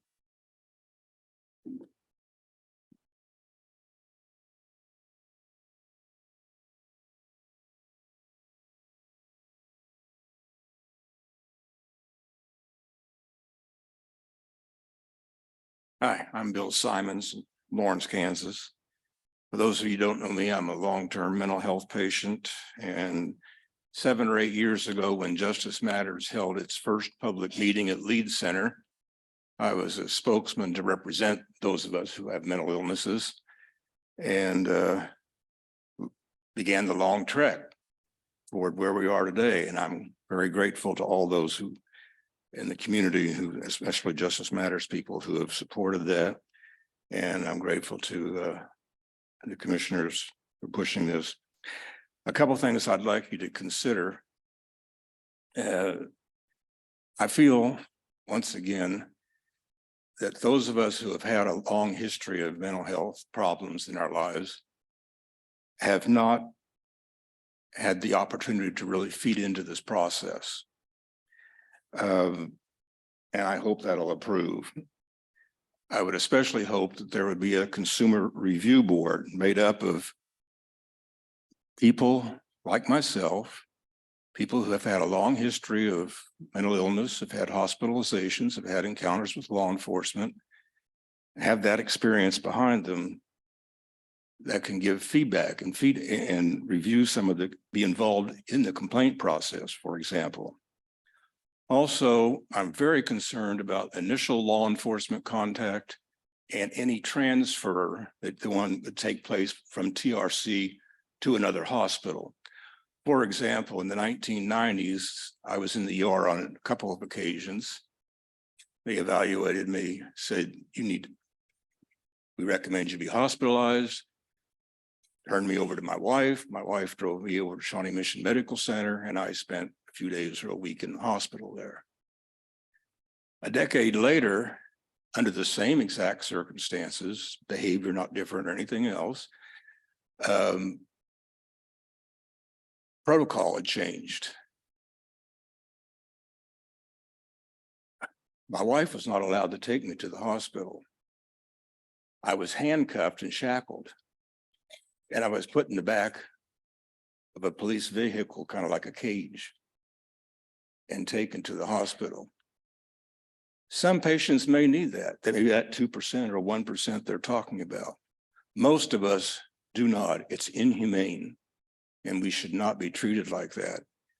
For example, one of my conditions, I have very severe panic attacks if I ever leave town. With my wife taking me to the hospital, I didn't have that problem. I was scared out of my wits in the back of that vehicle going to the hospital. So I hope that can be watched over. Bill, And finally, Bill, I just want to remind you, we have a time limit. You have about 20 seconds or so. yeah, I know. Consumers never get much time. Okay, I guess that's basically all I have to say is to make sure those points of view get looked at. I do appreciate that this is going to open.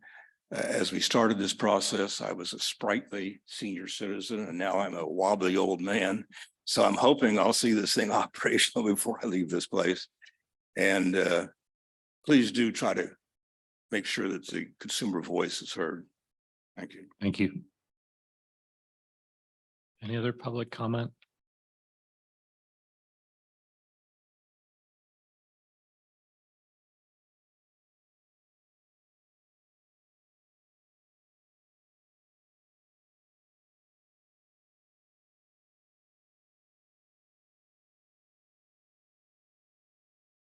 My name is Rebecca Murphy, Lawrence, Kansas.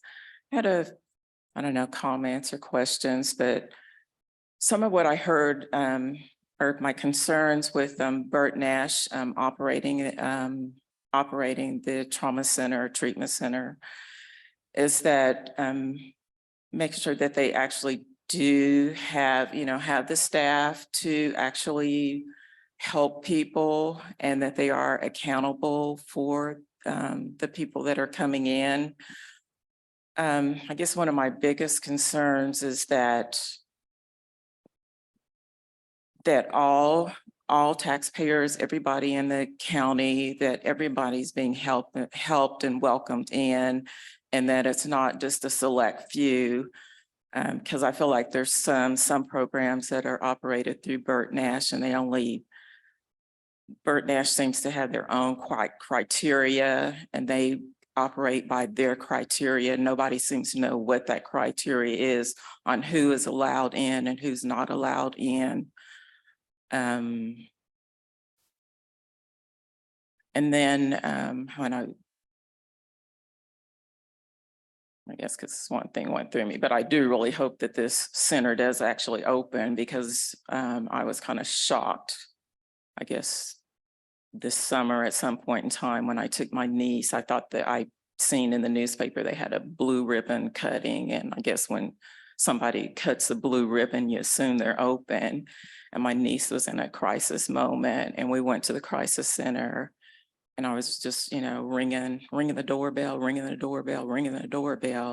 and then come to find out, well, the center wasn't even open. And so that was really disappointing. So I hope that we really do move on and that it does get open.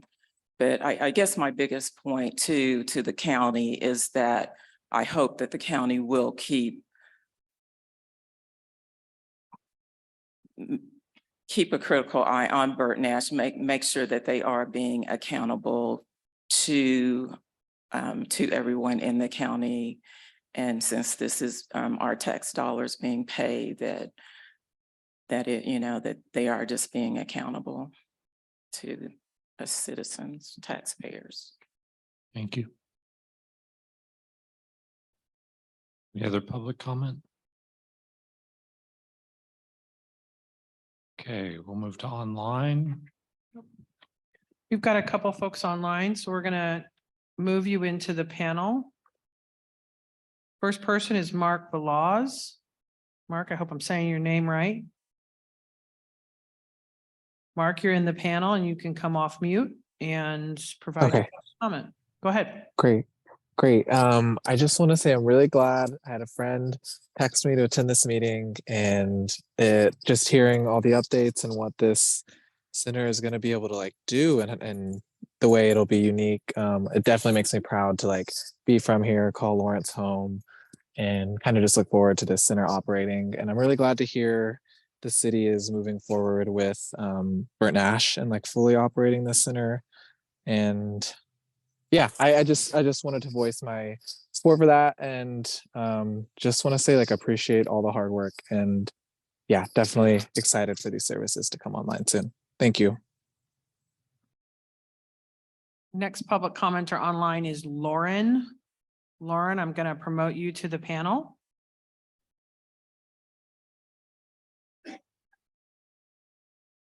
Lauren, you're in the panel and you can come off mute and provide your public comment.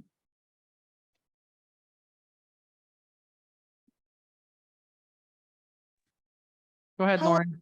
Yeah. Sorry, it took me a second for my Zoom to update. I apologize for the delay.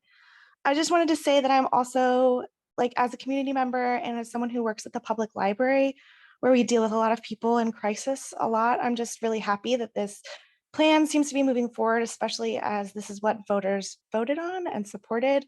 And I'm just so excited that this is going to be available in our community to help people who are in the direst need of that help. So thank you so much for making this available online so I could watch from home, and then also be able to provide comment of my support for Burt Nash taking over this center and providing a safe space for those in our community who need it the most. Commissioners, those are the only hands we have raised online.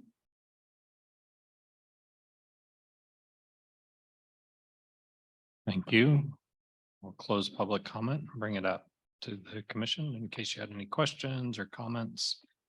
I might start a little bit, and it's a quick question for Patrick, if you don't mind, just something that came from public comment around the board. I mean, I'm assuming that you could call a special board meeting of your board and wouldn't have to wait till the end of the month, which would delay an operating agreement.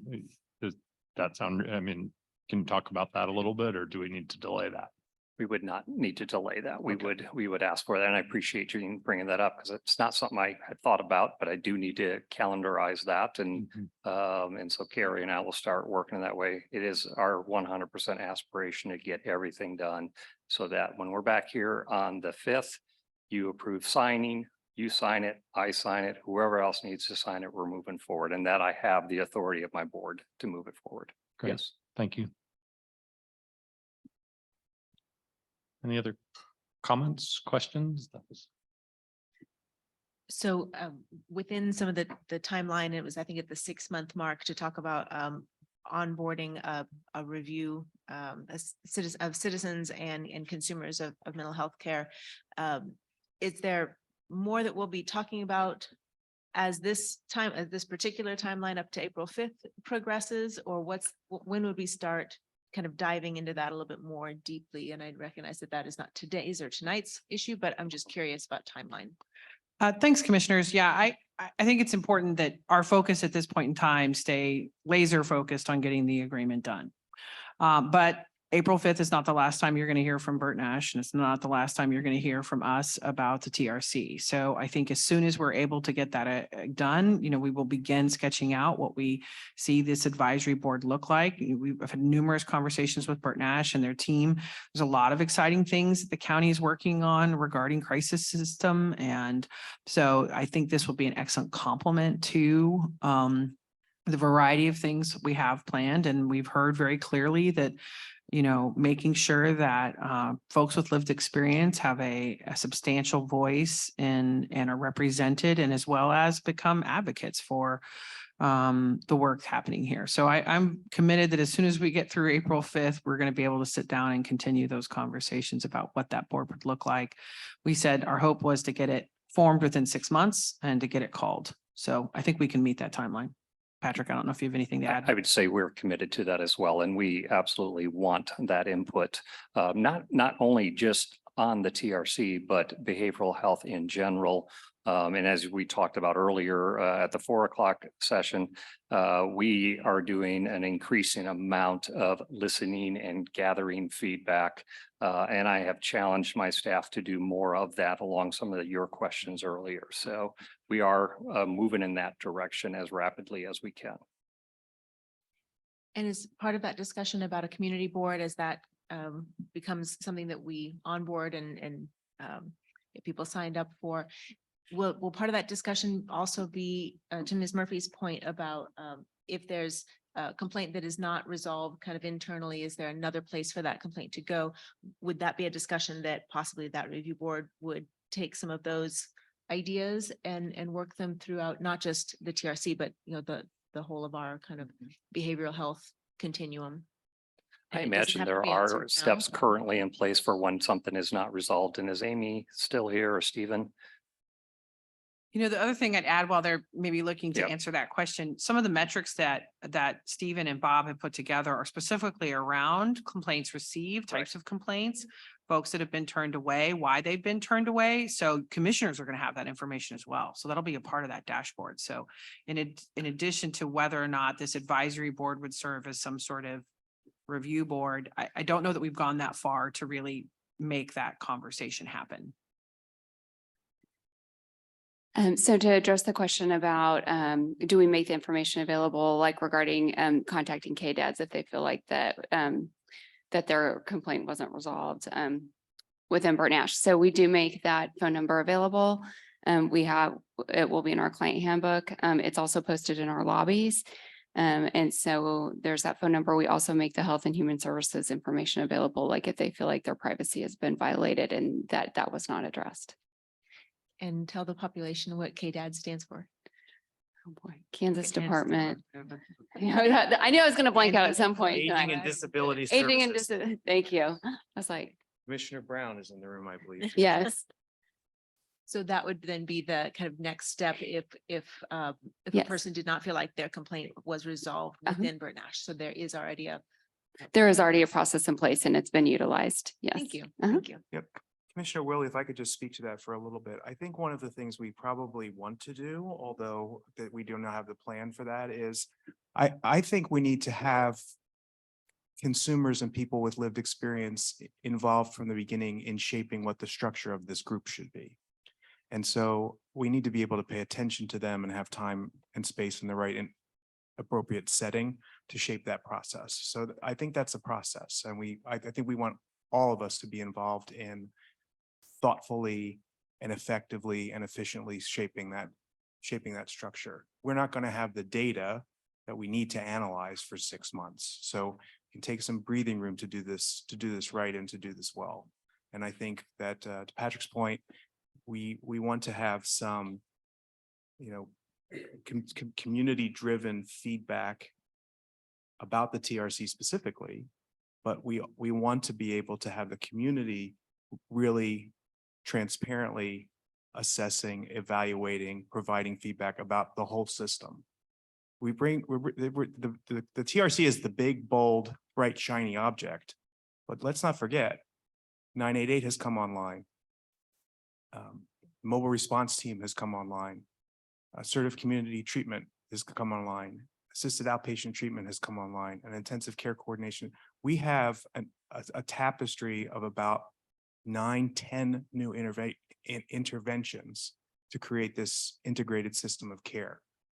Oversight and coordination of that is really a big, bold effort that all of us are going to have to roll our sleeves up and figure out how best to manage. So it's a big task. I think step one is to get the TRC feedback group right. I so appreciate that sentiment and I'm really excited and looking forward to when we're able to hold those broader conversations and hold space for the voices that we haven't heard from, and especially people with lived experience. I'm excited for that forum and we'll. Yeah, I'm hoping that this will be part of the community health planning process that goes on moving forward. So. Thank you. Questions, comments? Go ahead. So this is an informational item only. We're not voting on anything tonight. I do want to express gratitude for county staff and all the work that you've put in for Bert Nash and your team as well. I think, I appreciate Gene drawing us back to 2018 and what the purpose of this was. And I know that there have been a ton of tense conversations between that moment and where we are today. We're not quite across the line yet, but I believe that tension makes diamonds, right? And that's okay. And we need to be able to hold space for asking difficult questions, for having difficult conversations. If it was easy, everyone would be doing it. And as Dr. Houston said, that's not happening. We are cutting some new ground here. And so I appreciate, as I listen to, I think Judy said, one of the words is how nuanced some of the language is. We've heard at other meetings language that I was still confused about and was hoping to get answers. And with each conversation I have with our partners, I get more clarity and more clarity and more clarity. And I think that's good because sometimes words fail to express what we're really feeling. And we want to say, you just trust me. And I think it's really important to spend the time to talk about these things, get the words as exact as Bob did on the, and Bert Nash did on that acuity statement, because I think that gives more clarity. We know what to expect. So I know that took a lot of work and I'm really happy with the progress that we're making. And I thank everybody for hanging in there because it is tough. It is tough. And it is much easier to point fingers and assess blame and things like that than it is to hold to our purpose. And I really appreciate this community continuing to hold to purpose of getting this open the right way. That was applause worthy. Yeah. Yeah, I really echo those comments, Commissioner Kelly, and just want to, from my perspective, recap a little bit, and speak about what, I mean, it has truly been a journey, dating back to 2018 and that ballot question, hearing from the community who spoke powerfully and confidently about what needs were not being met in our community and what our county needed to direct resources to and refocus efforts on. And none of that work is quick work, and there's been a lot of stages to it and a lot of layers and nuance, as has been discussed, and none of it is easy. But I'm quite confident and very hopeful that we will see the fruits of that labor in the coming years and future generations of our community, and that the time we are taking to get it right will matter. And as the person who had the privilege to speak at that ribbon cutting, it is a day I think about a lot. It's a little bit of an infamous day in my own personal history, I think, and my time as a commissioner. And when I look back on it, there was so much excitement about getting to this space of, we have a building and we can tangibly see what we intend to do in this community and what taxpayers asked to fund in our community for generations to come. And it was an exciting moment.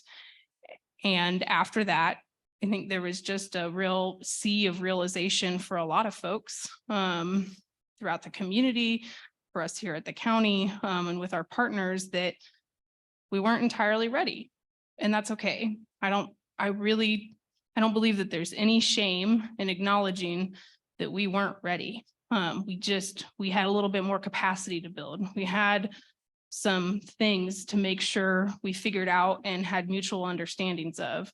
We had trust to build up further and to strengthen amongst partners, and to really ensure that when we open the TRC, that we are opening it to the best of our ability in the light of what the community asked us to do and is paying to do, and that will be as successful as possible. So I acknowledge that there's been a lot of pain and tension felt in the past, however many months that's been now, for a few seasons, about the time it has taken to get to where we're at. And as has been mentioned, we're not over the finish line, but there has been substantial progress made. And I believe that that is because of the pressure that has been applied and the due diligence of our county staff really recognizing what the community is saying and asking for, and asking our partners to join us in that due diligence. And I appreciate that Burt Nash has shown up to those conversations and really participated with us in the practice of figuring out how to get it right to the best of our ability and do something that we've never done before, with as much foundational success built in, so that we know how to keep growing the breadth of those services and improving the impact of those services on our community, without necessarily fumbling through it based on a lot of assumptions about what we each felt we were eager to do and hoped to start doing as soon as possible, as soon as that building was finished. But it's okay to acknowledge that we weren't there yet. And this has been an important process to get us there. And I think that it will lend itself to the success of the TRC and its place in the crisis continuum. So just want to acknowledge that there's still work to be done. But so far I am pleased with the fact that we have gotten to a space of a lot more transparency and accountability, and I think a growing mutual trust that we are partners in this work and that our community members are partners in this work also. And we have to find meaningful ways to receive their feedback and hear their concerns and engage them in the process of continually evolving what crisis care looks like in our community. Thank you, everybody, for the work up to this point and the work that is yet to come. And for everybody in the community who has stayed engaged with us at these meetings through emails and phone calls with commissioners and individual meetings. That means a lot to me. And I hope folks will continue to stay engaged in this work even after the doors are open, after we've gotten through those first few phases that were outlined tonight, and in perpetuity, that we need constant community engagement and feedback, because that's why we're here in the first place. So as our community spoke loud and clear that we needed this. And so we need the community to keep holding us and our providers in this community accountable to filling those gaps and meeting those previously unmet needs. I'll be brief. Just want to say how hopeful this is and how excited I am that we've gotten to a point where we have a real hopeful conversation. And I want to thank everyone in the room here has had a hand in that, some large, some small, some and many people beyond this room have had a hand in this. But I want to especially thank and acknowledge the hard work and the difficult conversations that Patrick Schmitz has been willing to be in and stay with, and all of his team that has been there too. And also the folks that have been hired to work at the TRC, and thank you for sticking with us through this very difficult, very uncomfortable journey that we've been on, and for our county staff also. So there's been a lot of good collaboration that's been happening here, and it's making for an excellent product. Okay, with that, we'll finish up this agenda item and we'll move on to appointments. Give you all a moment till you don't want to stick around for appointments. Anybody want to be appointed to anything? Oh, you're like, I'm out of here.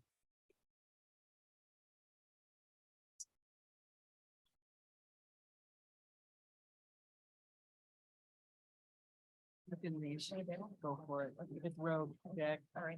Thank you. Appreciate it. All right. I'll talk to you. See you tomorrow morning, 8 a.m. Figuring out what we have to do next. Okay. See what. Yeah, I do. Thank you. Drive safe. Okay, commissioners, I don't know if we have any appointments today. I don't think so. Yes, I Okay. do. Oh, yes, we do. I gotta get rid of it. All right. We're gonna We have appoint to wait some a little people, longer. Sarah. Yeah, let's do it. Let's see who's still in the room gets appointed to a board. Yes, we would like to be on. Let's have clear room. Commissioners, I don't have any open appointments that I've given you that I have, but maybe you all. do. Commissioner Willie does. All right, great.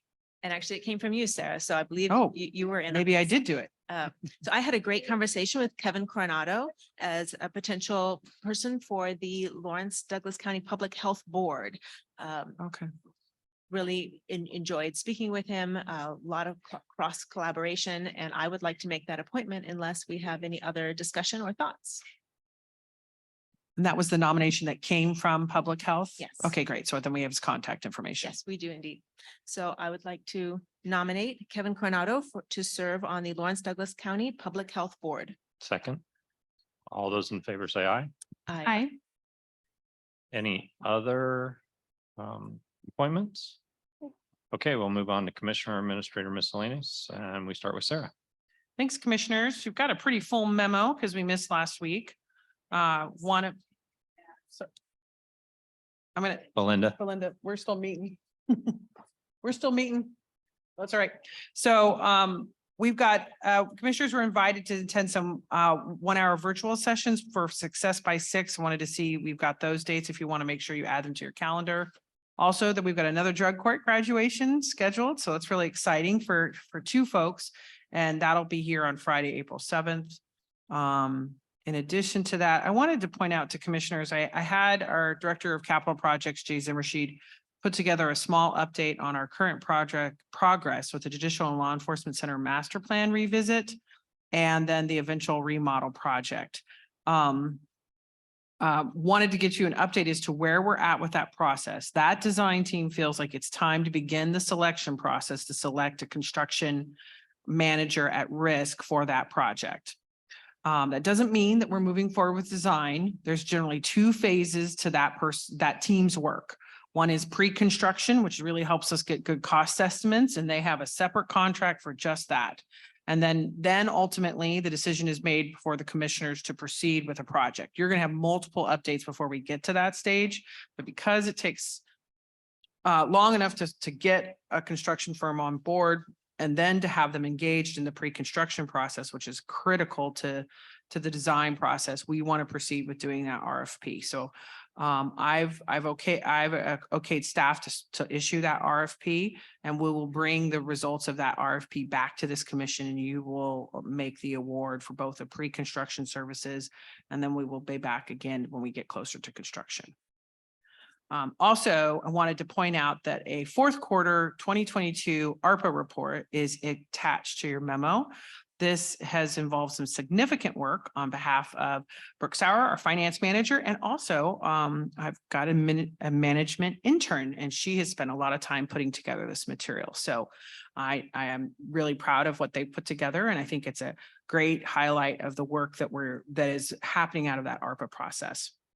And so the rest, they're just some additional information about the Heritage Conservation Council and a couple weeks worth of legislative reports. And next week, we do have a work session on the Housing and Homelessness Strategic Plan. My understanding is, and then either right before or right after that, it's going to the City Commission. And so Jill will be helping us with that work. And then we've got a pretty full agenda for April for work sessions. So with that question, commissioners, I stand for your questions.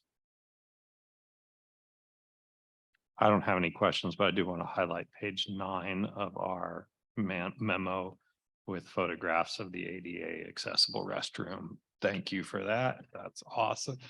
That should be in every memo. Just want to make sure you see the fruits of your labor. That's awesome. Commissioners, any other miscellaneous items? No. All right. With that, we are adjourned.